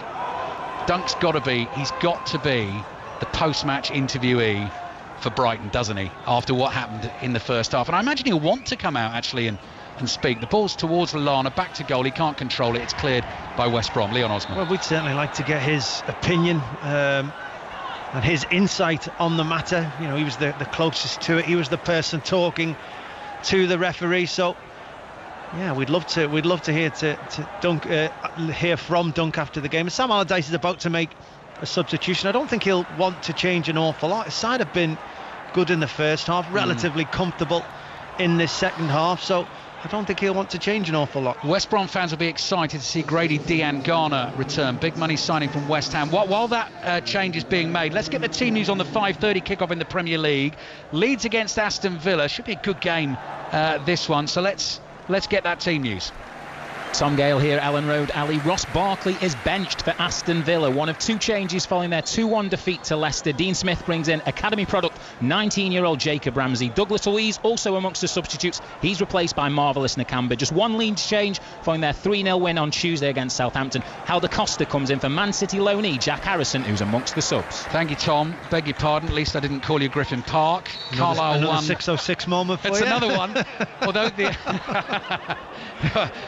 the thing I will say that has pleased me slightly about that is that Chris Sutton, at a cost of 4 points in fantasy football, has brought Ross Barkley into his team, who I hear is on the bench. So I will get my own back there, but I think I could be in big trouble on 606 tonight or tomorrow. Ipswich 2, Doncaster 1. John Taylor has a goal back. So 18 minutes to play at the Hawthorns. You're listening to us on 5 Live and the BBC Sounds app and the BBC World Service. Wales, England in the Six Nations on the way for you shortly. But can Brighton get back into this game, or can West Brom snatch all 3 vital points? Pascal Gross with his right foot plays it out low to Veltman, continues a run, gets the ball back from Veltman. Lallana out wide on the right hand side, 2 West Brom defenders for company to Gross. Gross got the shout from Trossard, played it back to the edge of the box. Danny Welbeck tries to get a foot in, headed back across that West Brom goal. Connor Townsend throws himself at it, so does Dara O'Shea, gets a head on it. Dan Burn stands one up into the box. Welbeck jumps, hits a couple of bodies inside the penalty area. West Brom sitting deep. Pereira's back and clears with his right foot. 17 minutes to play, and I see that Wigan are a goal up away to Peterborough in League One. Here's Gross. Gross to his right finds Veltman. Back to Gross. Just outside the West Brom box. Wide on the right. West Brom leading 1-0. Trossard to Mopé. Gets it back. Trossard to Lallana. Lallana with his left foot. Lovely slide pass into the box. Gross goes down and Lee Mason says penalty. Again, the video assistant referee will have a look. They've already missed one in the game. Pascal Gross took that one. He's been fouled for this one. We'll get Leon Osman to have a look at the replay. I mean, if it is it's a nudge in the back. Well, my initial opinion that it was a good touch initially in the penalty area, and I think it's Townsend who just seems to come through the back of Gross to try and get to the ball. Gross takes the first touch with his left foot. Oh, maybe there's a slight touch on the ball from that one angle. I'd like to see it again, but it just seemed that Gross had possession of the ball. Townsend was worried that he was going to get a shot on goal and tried to make a last-ditch challenge, and Gross went to ground. To be fair to Lee Mason, he gave the decision initially. There was no hesitation, there was no second thoughts about giving the penalty kick, especially with big considering what happened in the first half. I'd be surprised if Graham Potter can bring himself to watch this, considering the chances missed in the last couple of games and the penalty missed by Pascal Gross. Gross will not take the second one, and nor will Neil Maupay, who's already missed a penalty for Brighton this season against Liverpool. Danny Welbeck is the man to step up. So the second half substitute with a chance to get Brighton back on level terms. Lee Mason blows the whistle once. Here comes Welbeck. Little pause with his right foot. He's hit the post, and it comes back and hits Welbeck. And Lee Mason's got his arm in the air, and he's saying retake for encroachment. Does he know what's he saying? No, he's saying that once Danny Welbeck takes the penalty kick, hits the post and comes straight back to him. And obviously, the moment he touches that ball again, it's an indirect free kick. But I think Danny Welbeck's trying, in hope, to claim that the goalkeeper came off his line early, and just seeing the replay, he didn't. Timed his jump well to the left, Sam Johnson. He went completely the wrong way. If Welbeck had got his shot on target, he scores. It hits the inside of the post, comes straight back to him. And that is the second penalty kick that Brighton have missed this afternoon. Both of them hitting the woodwork. Pascal Gross the crossbar in the first half, and Danny Welbeck the post in the second half.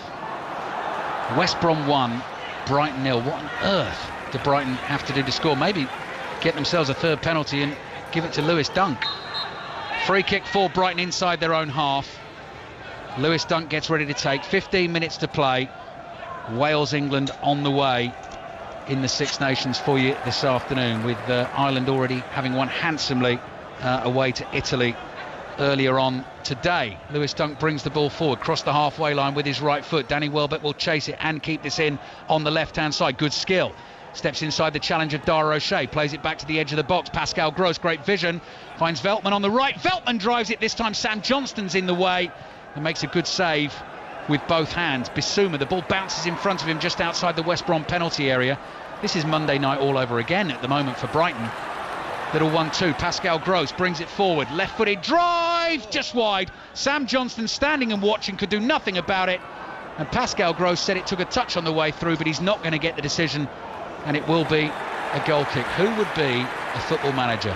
Well, in the last 10 minutes, Brighton have certainly retaken control of this game. They've got West Bromwich Albion on the back foot, asking them to defend, but you know, that effort there from Veltman probably did ask a question of Sam Johnson in the goal, but it's one of the few. They keep missing the targets and good opportunity. 2 penalty kicks hit the frame both times. They're not really having the opportunities where I'm saying the goalkeeper's made an unbelievable save or it's a brilliant block on the line. That they're not finding corners this afternoon, Brighton. It's going to be a remarkable clean sheet for West Brom if they manage to keep it. Oldham 2-1 up away to Carlisle. I can see that Jordan Jones has got one back for Sunderland away at Crewe. Crewe 2, Sunderland 1. 13 minutes to play here at the Hawthorns. Danny Welbeck, who missed this second penalty for Brighton in the second half.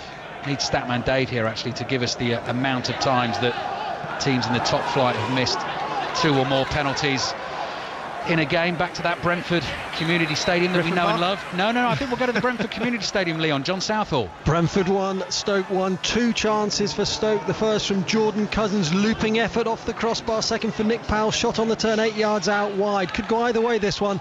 We have got 12 minutes to play. Brentford 1, Stoke 1. 4 Premier League commentaries on the way for you tomorrow on 5 Live's Premier League Sunday. Palace, Fulham at 12 with updates of Leicester against Arsenal. Tottenham against Burnley at 2. Chelsea against Manchester United from Stamford Bridge, with our correspondent John Murray bringing you that one at 4:30. Sheffield United against Liverpool at 7:15. Mateus Pereira has come off for West Brom. Latest change made here by Sam Allardyce. They've got a throw-in on the right. They're still leading 1-0. Kept their first clean sheet under Sam Allardyce last week away at Turf Moor. Looking for back-to-back clean sheets here and a first home win under Allardyce. But goodness me, the goal has led a charmed life, and there's been some pretty good defending in there too. Ball is high in the air. Ben White underneath it, heads it towards Pascal Gross. Brighton got to tell themselves to keep going, and that the chances will keep coming, and they'll eventually stick one away. Or maybe they just think it's not going to be our day. Maybe, but Sam Allardyce has reacted to the Brighton extensive pressure at the moment. His substitution. Ball into the West Brom penalty area. We'll get back to the change in a second. Ivanovic. Yeah, Ivanovic has come on and he's gone straight into the back three, into the defence. So they've changed the system. They're now back. Well, it's a back five as we look at it.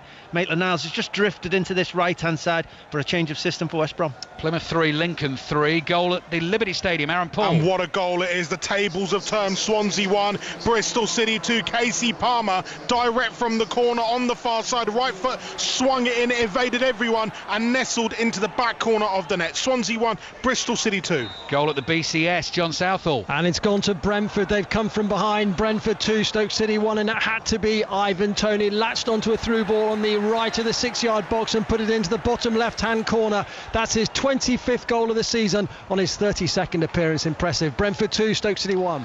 Thank you, John. Wales, England on the way in the Six Nations. That game will kick off in about 6 minutes' time, and we will be there with Chris Jones and the team as the game gets underway. As soon as this game finishes, full commentary on the rugby. Throw into the Brighton penalty area. West Brom 1, Brighton 0. Lallana's clearance bounces off a West Brom player, ends up by the byline on the right. Here's Lallana again.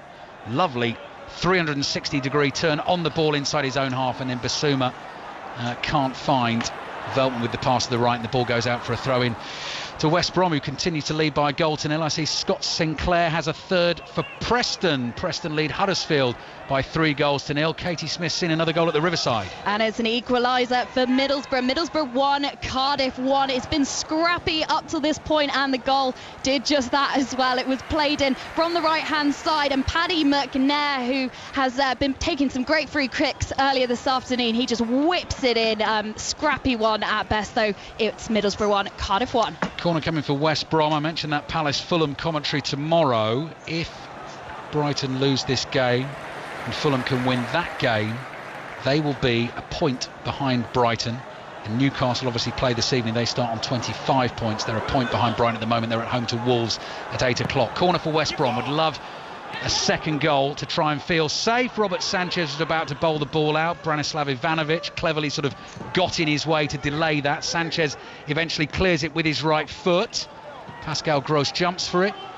Connor Townsend is there for West Brom, clears high in the air. Veltman nods it down. Lallana lays it off to Pascal Gross. It just rolls beyond it. Oh, it's getting scrappy and tired now, and then Townsend's clearance hits Lallana in the back, and it goes out for a throw into West Brom. Yeah, it's tiredness from West Brom at the moment.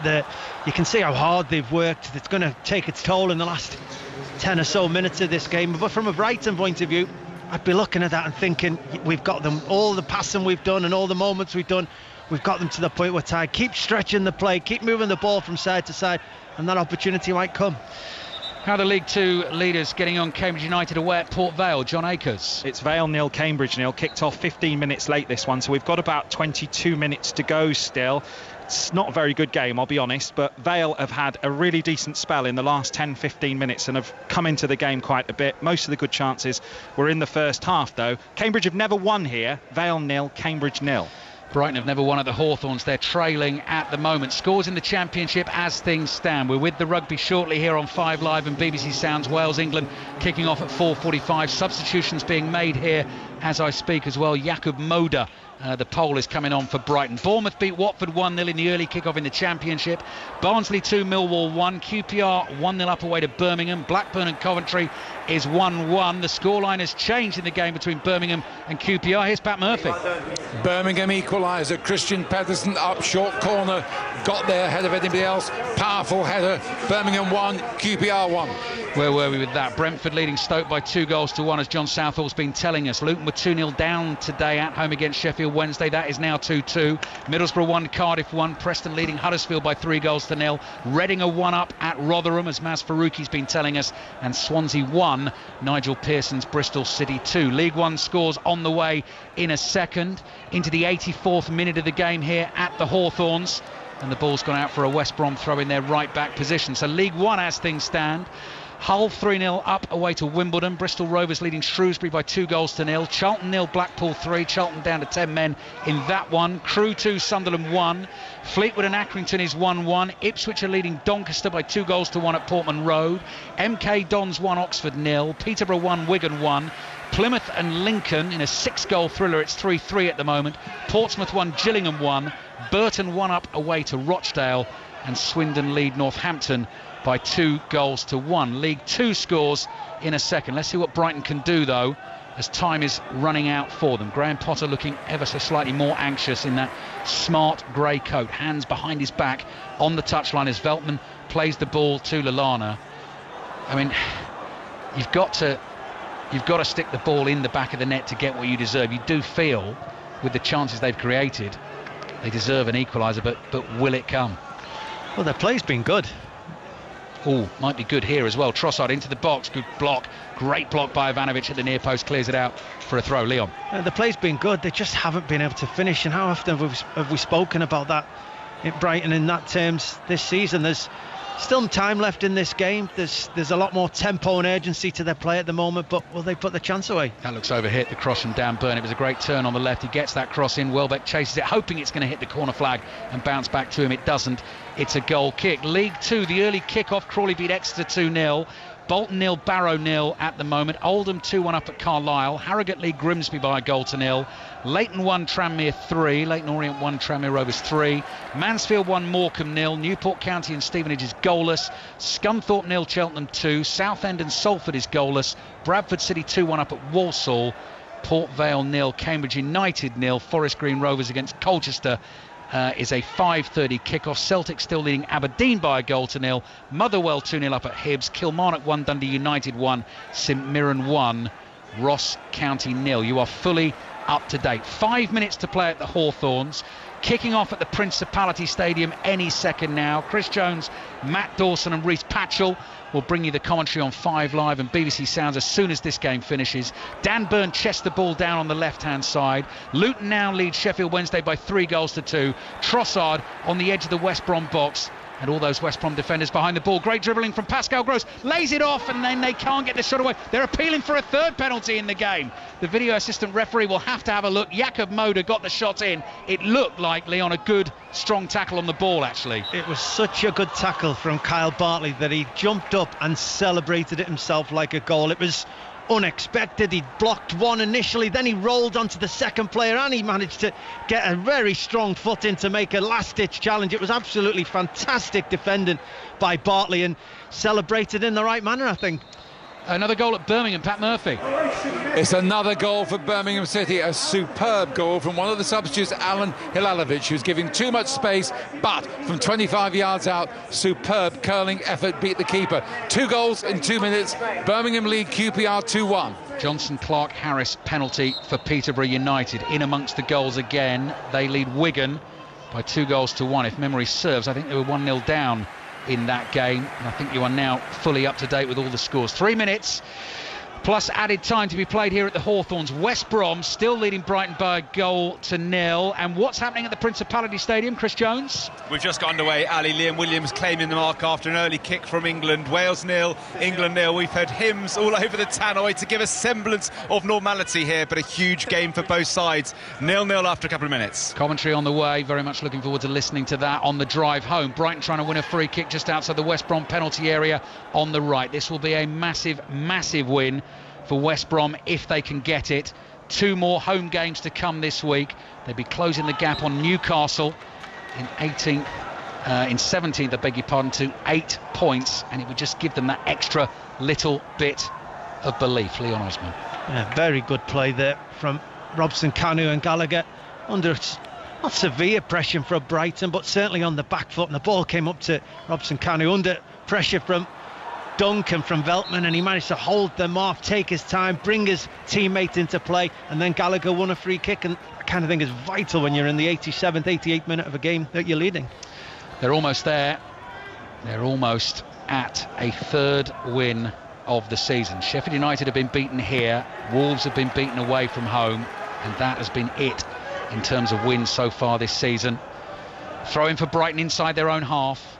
We are now into the 89th minute of the game, and Bissouma not messing about, volleys it forward, played back by Dara O'Shea to his goalkeeper Sam Johnston, who, when the woodwork hasn't saved him from the penalty spot, actually has made 2 or 3 important saves, powerful shots that have tested him, and he's dealt with for West Brom. Yeah, shots you'd probably expect him to save, though. I think that's the thing about Brighton in general. They don't seem to find corners. They give goalkeepers opportunity, or they miss the target.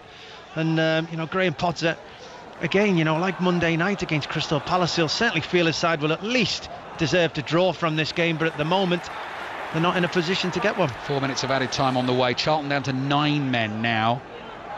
Chuck Zaniki has been sent off for violent conduct in the 85th minute of the game, trailing at home to Blackpool. Little flick ball from Lallana in towards Welbeck. West Brom have bodies in the way. Lallana onto the ball for Brighton again in his bright yellow shirts, attacking the goal away to our left-hand side. 4 minutes to find a goal, having missed 2 penalties in the game. Cross in from Jakub Moder on the right is blocked, and it goes out for a Brighton throw, which Moder wants to take quickly. Lallana tries to run into a little pocket of space.